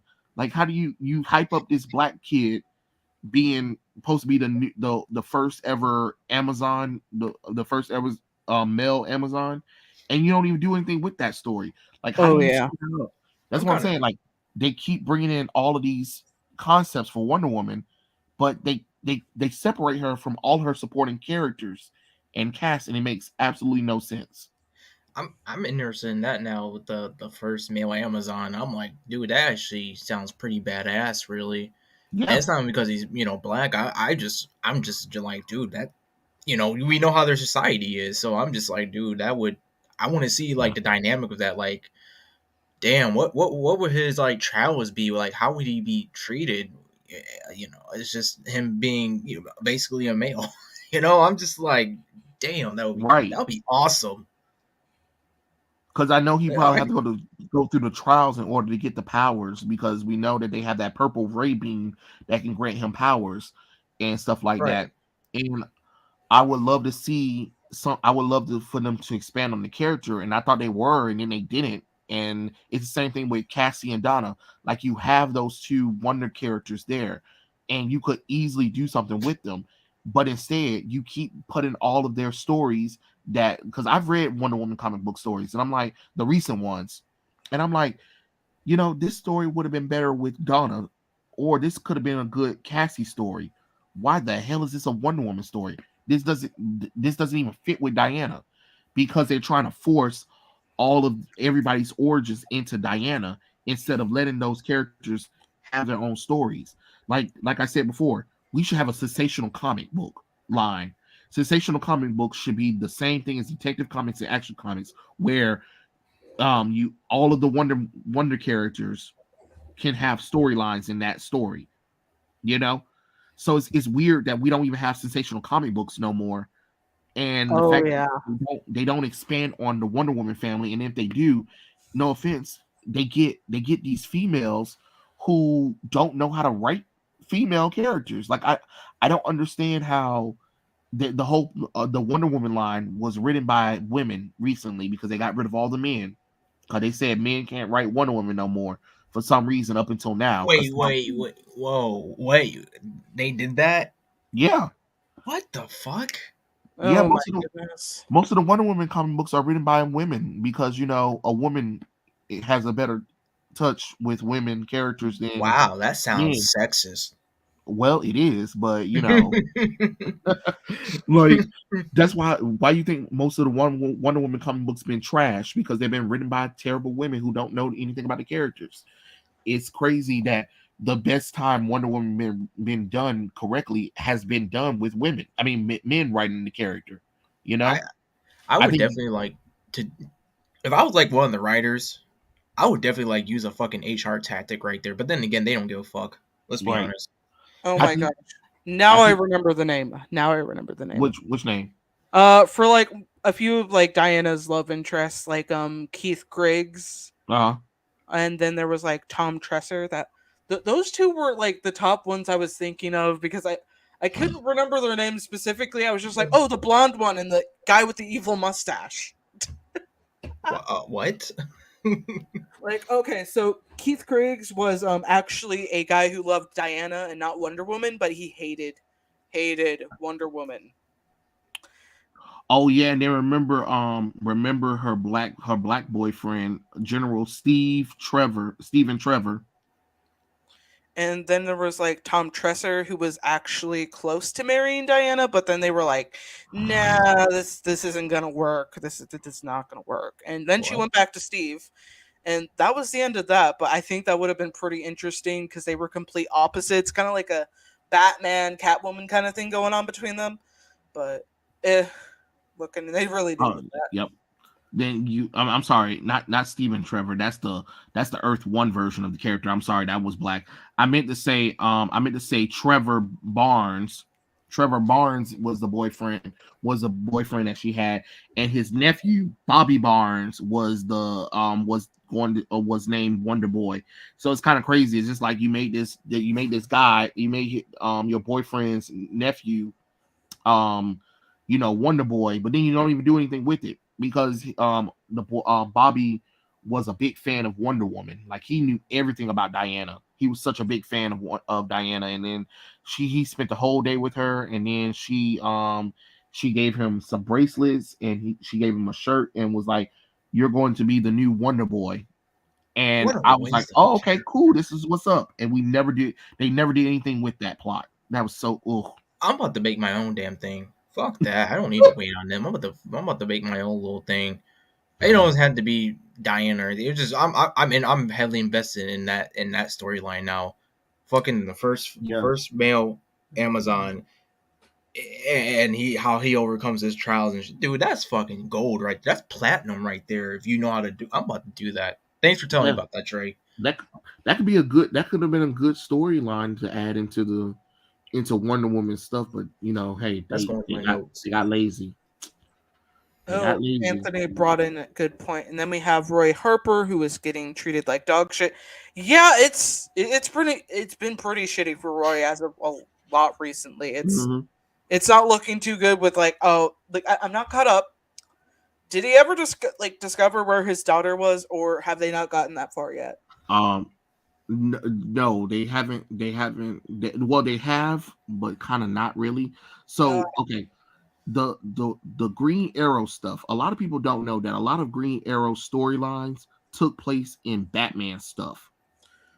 This So, is really ridiculous. Like, I keep remembering that fact that, we've transitioned these characters into Batman, and I'm like, okay, nobody wants to hear about what's going on with, an already established family. If it was like something small, like a side character who doesn't get mentioned that often, and then we discover, hey, he's got a missing daughter and she's involved. mhm, Okay, fine. But Green Arrow, that's a Green Arrow storyline. Have them get involved with another side character or some shit. Like yeah, there with because whatever. Oliver, because of course, if you guys was paying attention, Damian Wayne's Robin solo run, brought back, Green Arrow's son. What's that darn boy name? I'm drawing a blank on his name. God Connor dang it. Hawk. Yes, Connor Hawk. They brought him back.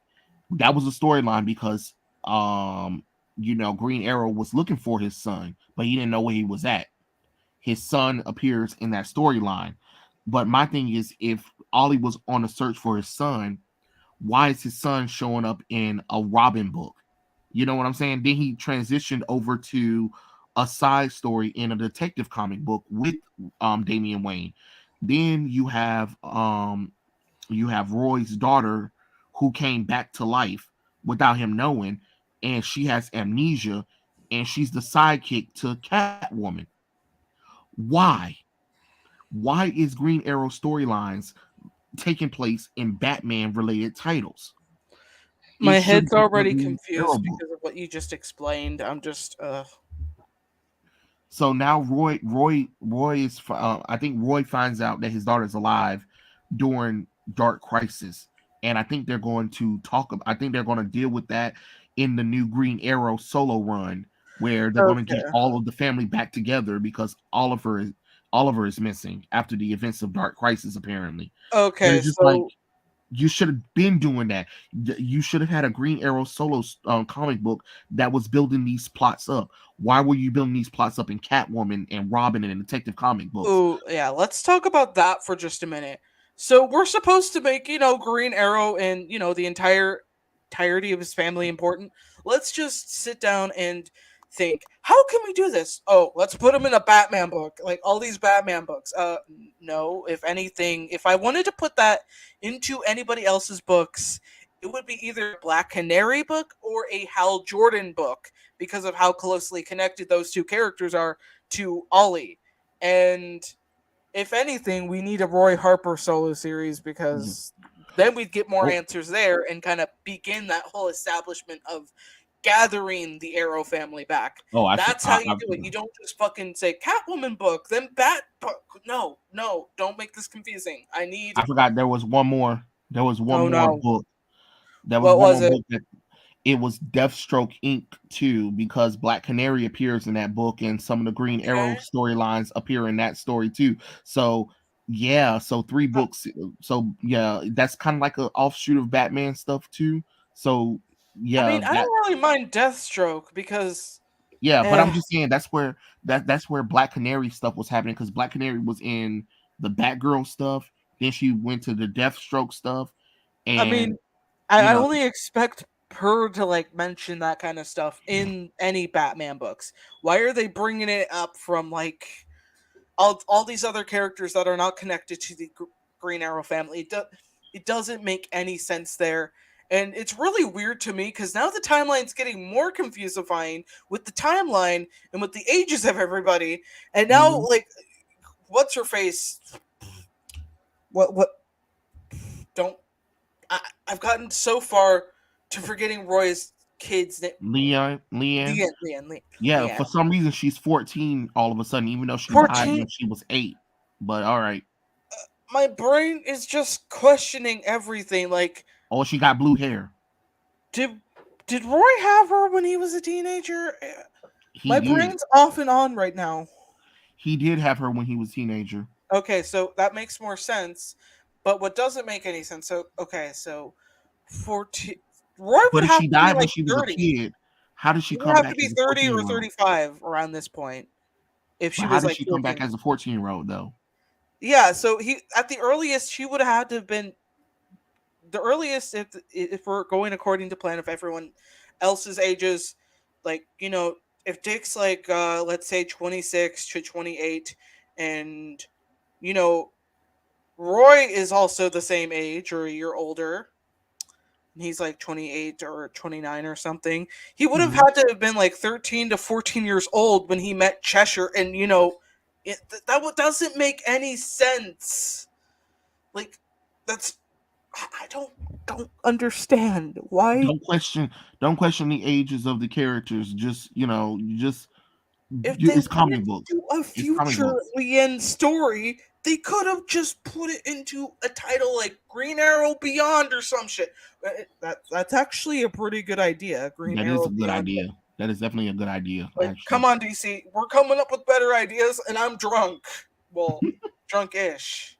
I don't know. I Yeah, can't tell right I now. don't I just don't. I don't understand the. I don't understand what they were doing with the Green Arrow stuff. But apparently, people were asking for it. Now we're getting a Green Arrow story, so we get to see all these storylines But you complete have in to an build actual up Green to story. it. You have to have it like, Black Canary book or Hal Jordan book, having it mentioned, and this one problem mentioned, build up to it, and then introduce the solo series of Green Arrow, or a Connor Hawk series, or a Roy Harper series, and Maya, whoever you need to build up on to build up the whole problem of the family being apart and building it back together to establish themselves, and then you have that final moment, like I think that's what they're trying to do, but they've skipped all the emotional turmoil and all the emotional parts of everybody dealing with something, with the family being apart, and they're just wanting to skip straight to the one moment, and they haven't even gotten to that one moment, and this thing's been established since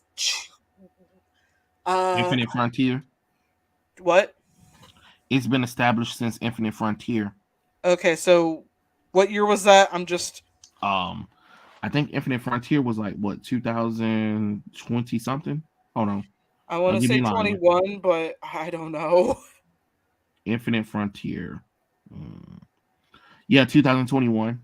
Okay, so we've been waiting 2 years Mm-hmm. for this to be, I get it. You need to slowly build up to connect with the character, but in this case, you have to make sure there's an actual series where you can see these characters. And a lot of people who are picking up comics who might not even know who Leanne is or who Roy is because you don't push them out enough, or even any of the Arrow family in general. Why are you trying? This is the first thing you should fucking establish is their dynamic. Mm-hmm. It's like, okay, let's say they make a Green Arrow book, have it held back, like not held back, have it take place during a specific number of years previously to show their dynamic, and then years later show how drastically everything has changed in the family dynamic and how it's apart. That would make sense, and it would establish something, and then have it briefly mentioned in a Black Canary book or a Hal Jordan book where they mention maybe Ollie's relationship with Roy is strained, or with Dinah, it's strained or something. It's got to have something there to build up to that, because this is fucking terrible. This is fucking terrible. We can't have an emotional moment if we don't have any of the cards played outright.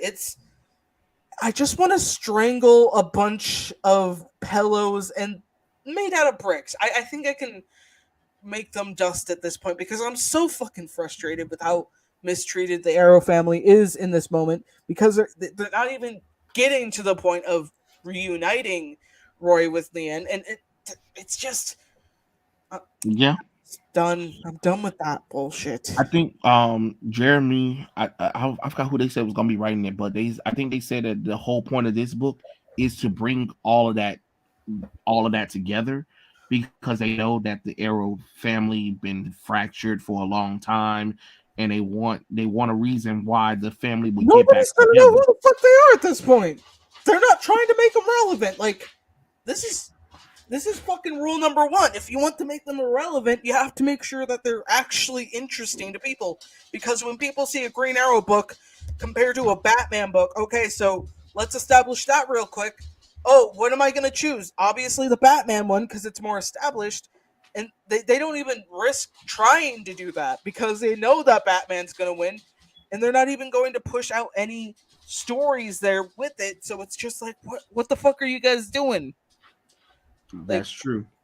That is these definitely true. stories don't make fucking sense if you don't actually establish anything with them.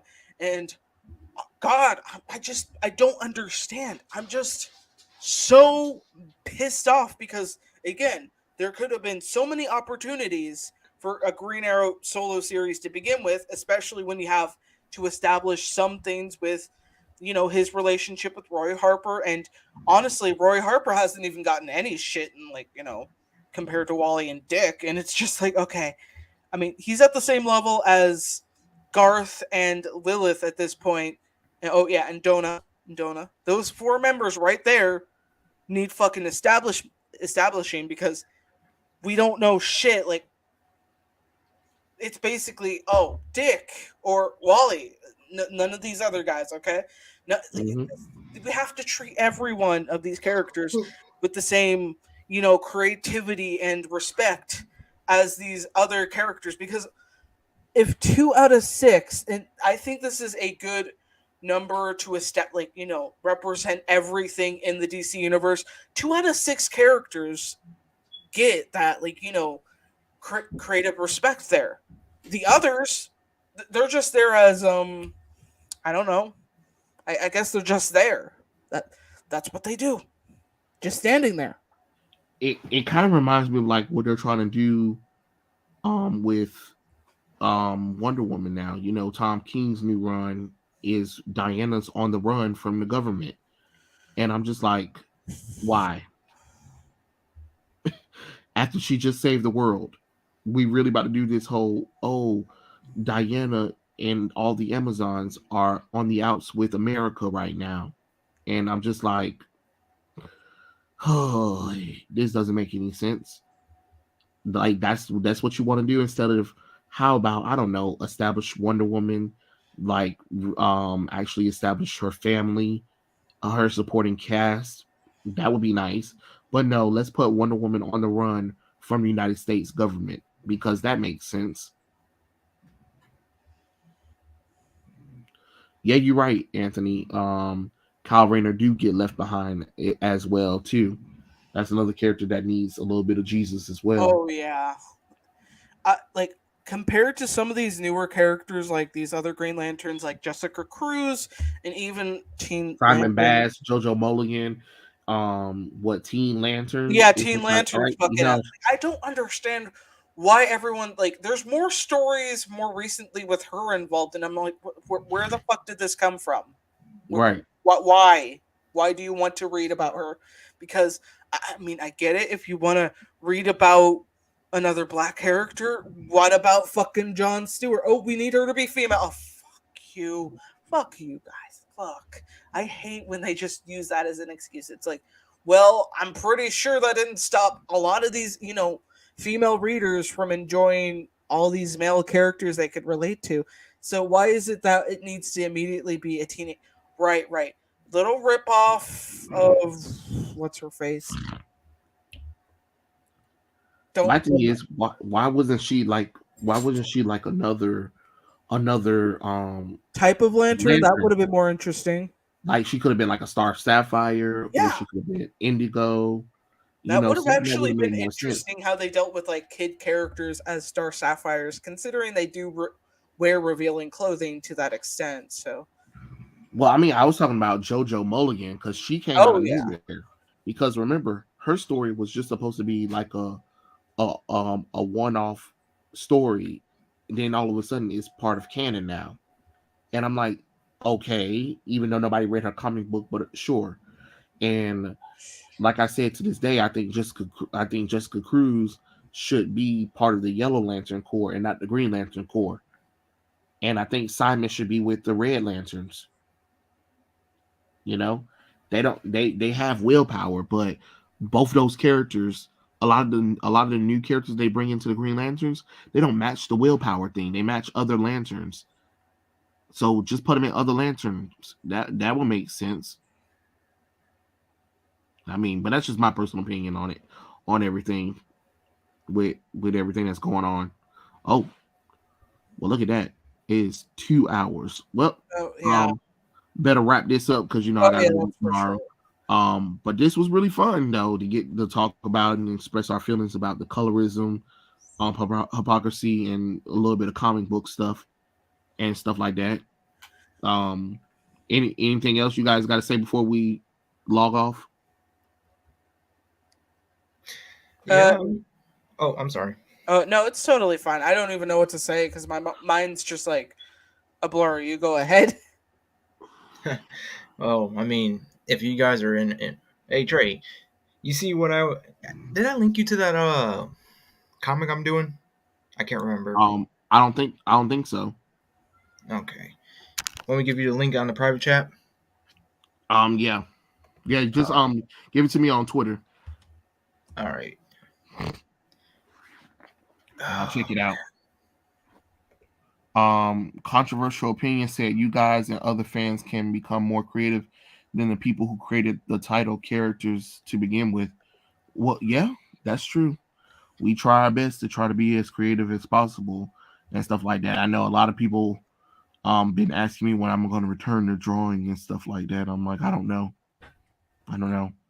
But Just take a break from it. Just like oh, some I did. people have taken years of a break and then they get back into it and fall I back ret- in love. I just like retired. I was like, I am done because that AI artwork was just getting out of control. But I know people were talking about, oh, maybe you should do like a Patreon or whatever thingy and then like do like drawings and stuff. So I was asking people just to see what they think and stuff like that. So I'm like, if I did it, then I guess I would just draw exclusively for the Patreon or whatever site Yeah, to it's choose. definitely worth it that way if like that's your intention. Because I've already opened mine like a day or so ago, Mm-hmm. and I've already gotten one person commission me, and I'm just like, oh my goodness. Now I got to get back to a little bit of practice before I get onto that sketch because I know for a fact I don't want to give nothing but the best for my customers, and it's just that's important. Oh, I I feel sent you. I sent it. Oh, okay, okay. Well, is there pictures or is just hold on? Oh, okay, pictures, pictures. All right, cool. Ooh, look at that. Oh, you drew these? Oh, I wish. No, I came up with the concepts of them. Like Oh, they so you like originally. ordered them? Hmm? You ordered them? Well, commissioned them. I mean, Yeah, two good friends, Clue Wolf and Nefarious Watcher. But Clue Wolf, she was. I'm sorry, Clue Wolf. She was the one who actually drew them first for me. Like actually commissioned. Then I went over to Nefarious Watcher and we started doing making it into a comic really. Oh, that's nice. pretty Nice. exciting. Yeah, I came up with like the helms and I was like I this is like 2-3 years before I thought about ever making into a comic. And I was like, man, I love the helms design. I was like kind of inspired by the Mandalorian helms, but then I was like, no, I don't want that shit to be like looking like Star Warsy. So I actually looked at some actual helms and I looked into some other things. I was like, okay, I guess I'll take a stab at it. And then I just fell in love with like creating helms for some reason. Even though it looked like I'll show you guys like the original ones days, but I'm just like, man, I'm too embarrassed because it does look like a kindergartner drew them. Oh, I feel you. I feel you. I feel you on that one. I'll show the one that I clicked on, so people can see. Oh yeah, the Prodiger. That's Oh pretty hell cool. yeah, yeah. Yeah. Whew, man, Clue Wolf. She did a great job with that one. She hates doing armor. She fucking hates doing armor. But I'm surprised that she made it. I was like, dude, this looks Ooh, that is badass. looking awesome. I love the eyes. Yeah, Ooh, yeah. I was inspired by Berserk when nice. you look at the eyes and with Guts when he gets the damn I can't think when his The Berserker berserk armor is armor. coming on him and all that. That's Yeah. I was inspired by that, so I drew the eyes and everything, and he's actually was the one that first kicked it off. But I kind of like discarded him because I thought he was a stupid character, and then I was like, no, let me bring him back. Let me do something with this guy. So I was like, what would he look like?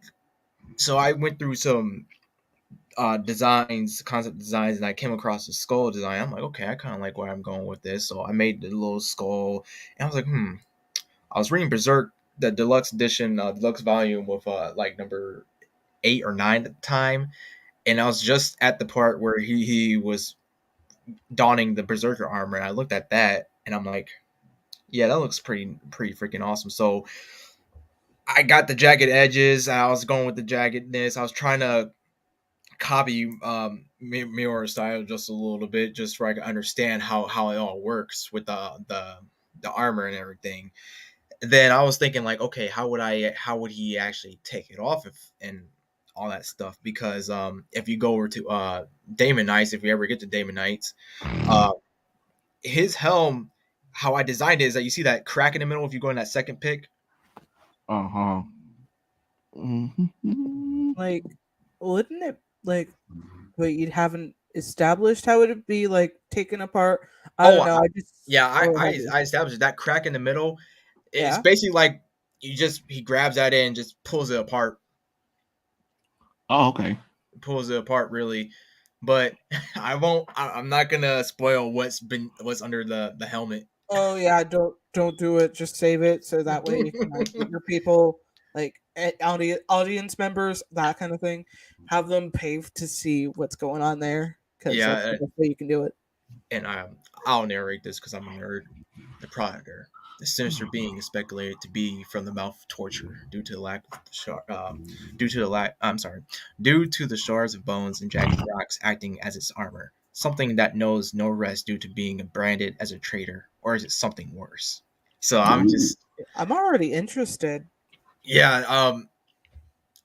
This ain't really spoiler. The mouth of torture. Um, when I was coming up with this area, is basically like where like freaking exiles and basically what criminals were put to death to.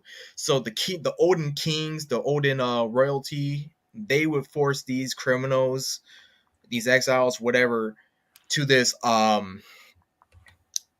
this. I don't want to say like a trench or a cave or something. It's kind of like it's like an opening. Let's just say that it's like an opening in the earth, and there's just a lot of jagged rocks and everything. Like you remember the 2005 King Kong movie Nope. where they were like going like they were all falling down that fucking pit, and all those worms and shit were coming out. Yeah, I remember that. Yeah, it's something like that, but it's not like creatures or anything down there. It's just they see like all these fucking skeletal remains and like, oh shit. It's kind of like they pushed them off and they just die by impalement because there's so much of those jagged rocks sticking out and everything. So there's some speculation there that he may be from there. So I'm just saying, but I mean it was just kind of cool how I was thinking of all this stuff, and of course I was thinking of like old medieval torture stuff too, like the bed of the spikes or whatever. I can't remember what it's called. They would have people being laying on that and stuff. So I was just thinking like, man, I kind of like him, like how he is and everything. And you see his cape on the left, right there. That thing's alive. Oh, okay. That thing's alive. Like it has like a mind of his own at times. So while you will see what it can do. But this I announced this on Friday that is going to be launched on Gumroad on May 14th of this year. So I'm just marketing it and just getting as much attention as I can on it. And of course, it deals with the Eldritch as well, because it's called Night's Fall Eldritch. Ooh, nice. So I don't know if you want to show the Damon Knight or not. Which one? Oh, you mean next picture? Yeah, I believe so. If This it's one, in right? the link. Oh no, that's him in the comic. That's part of him in the comic. I don't know if you want to see that link. I think I sent you a link. Hold on, let me see. I think I go back up. Hold on. This one? No, that's my boy. Oh, that's my boy. Yo, yeah. No, that's just gross. So, there's a fun fact about him. That's not really his jaw that you see. That's his fucking neck. Oh, that's even worse. Yeah, he has no jaw. Oh God. So how you want to go back? Go back to the first pick of it. So when I was making this, actually he had two helms officially. before I did disregard the first one because I thought it was like, well, it's nice, but this one's so much better. And so how I was thinking like how things would be taken off is that it would just come off. It would be the mandible plates would just come off, nothing else really. And it's kind of like I was thinking like, man, it's kind of like he's kind of cursed with that helm. He can't really take it off except for he's gonna take a bite out of you or something. Oh, And that's so that's something. yeah, I just love how he has like you don't really see his eyes unless he's like he's ready to cause chaos, and he just roams around. He's as I said in here, he's an abomination that just roams around and just creates chaos. And he's birthed from the Pale Waters, and the Pale Waters is like, of course, I was using kind of like the horror trope of that, like with the swamps, like the eerie swamp, like Evil Dead and shit. And I was like, man, what if the swamp actually is obviously cursed, but no one doesn't know it exists because no one dare ventures that deep into into it. So the maps are just like, nope, we ain't going in that fucking territory unless because we can tell like something's not right. So the deeper you go into it, like the more supernatural that shit gets, like trees having fucking let's just say fucking flesh on them, uh eyeballs just floating around in the water as if the water itself has eyes, is just looking at you. Sirens, you got sirens in the water, but I call them the hag sirens because they look like triple old ladies. So they're not really beautiful, and so you just what happens if you just step in there and they just drag you out your ass under. I mean, there's so much shit that I'm thinking about, like, man, how deep is this fucking swamp? Like, Blue Wind said you should make a character Bible to keep track of everything. man, I do. I do. I just when I talk about things, here's the thing. When I talk about it, I keep coming up with some new stuff, and I just like that's kind of like a gift and a curse at the same time. So now I gotta go back in my notes, put some more stuff down. Oh, thanks for reminding me of. Oh gosh, it's gonna be a process. But anyway, I Better kind of than like. Goofanoid. Oh yeah, it's definitely better than Goofanoid. I'm just. Do you think he ever like actually worked on any of the comic? I Goofanoid? doubt it. Yeah, I don't. He hasn't messaged me about it, so I'm assuming probably not. Well, But hey, he might be working. he'll probably message us about it later. Oh yeah. Yeah. But I'm super excited. May 14th, 2023, Gumroad. Not doing that Patreon bullcrap because obviously there's I don't have good feelings about that site, about that just that site with all the anime ban that happened, asking people, basically trying to force people to let them in to see their Google Drive to make sure that there's no crazy stuff about it. But yet these motherfuckers are doing the most slickest shit to you, basically stealing your money or withholding it. Just and Okay. trying to come up with excuses like, oh well, you violated this terms of service even though you didn't, and man, it's crazy. Like I stopped. I just stopped when they were trying to make that Monster Girl. Who's the guy who was making that Monster Girl game, the Monster Girl Island game? They basically were asking, saying like, we gotta see your Google Drive. Like, what the fuck? Like, dude, you're a third party. You're not even involved with Google services. Then they got they got rid of their security, their main security, and it's outsourced. So that makes me think, okay, what would happen if there was a major hack? They might be hacked already, and we just don't know about it. So that means I need to probably not look into Patreon. I probably Patreon is fucked, man. Patreon is real fucked. They just got a good friend of mine over some BS. They were saying that I'm gonna be careful with my words here. Where let's just say there was some they were trying to say there was human on animal stuff, even though that's not even true. It was just they were making shit up. So I'm just like, dude, what the fuck? His thing deals with Resident Evil and Dragon Ball. Like Right. it's not even like we're not even going to that territory. How about you actually get the actual excuse me. How about you actually get the actual bad actors who on your platform that are actually drawing that crazy stuff and everything, you know. But yeah, they don't talk about that. They don't do anything about that. I'm just it's a very biased platform, very biased, and I just don't feel secure with. I wouldn't even feel secure with them handling the money and all that, especially when they take a higher percentage of the cuts too. Like it can range from 12 to 15 now. Then I was reading reports about like, oh, we're making money, but also we're not making money. What the fuck? What is it? Are you making money or are you not making money?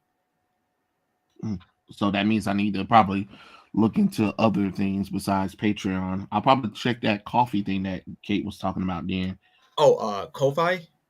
Yeah, Yeah, coffee. Ko-fi. I looked into it a little bit. I don't know much about it. Oh yeah, it's interesting to use. It just, from my experience so far, it's just been like I get, okay. So example, let's say I get $2 and then I get $1.41. So I don't know if that's going from like coffee or if it's PayPal. I don't know. No, First time yeah, using it, so I just got on like I'm not on there like that like selling. I just got on there because I wanted to commission a certain ASMRs to do a script for a character of mine to market my book. Not this one, but another one. And I'm just like learning it. I'm just like, dude, I don't know. It seems okay as long as I'm able to commission someone and they're doing the work. I'll be fine with it. I'll be cool. I'll be down with it. But Yeah, yeah, I would definitely say to all those listening, if you're thinking about creating on Patreon, please don't, because they even updated their terms of service recently, as in like last month, and there's some egregious shit, especially when they're trying to force people to say, oh, you got to make sure you get like the licenses of. I'm not sure if it's licensed, but you gotta make sure you literally gotta go through this process to make sure that people are over 18. No, I'm not trying to do that shit. Yeah, I mean, like that should be your job. Why are you putting it on me? That's some bullshit. Let's be honest. It's like it's not my job to make sure that everyone's 18 and up. You know, it's like I put the disclaimer there for a reason. If you are not an adult, you shouldn't be seeing. You shouldn't be visiting this part of the site or whatever. You shouldn't be here. If I find out that you're a minor and you're impersonating an adult, you're getting your ass banned. yeah, You know, I mean, it's as simple as that. And that's what I like about Gumroad, too, is that they don't try to play those games like, oh well, you got to do this, you got to make sure you get their license or whatever. What the fuck, prove it. I'm like, I'm not trying. People are not going to be doing that. You're on the internet, dummy. People want to be anonymous. Like, what the fuck? But anyway, definitely a no go on Patreon. I wouldn't be surprised if one day it just up and disappear like Machinima. oh And yeah, then like I, that's why I didn't get a Patreon. That's I wouldn't I yeah. wouldn't be surprised. So that means everyone's money of that month that they're supposed to get, it won't probably they probably won't get it. Um, yeah. You're right. So it it, I'm it definitely gonna look it's a into something else.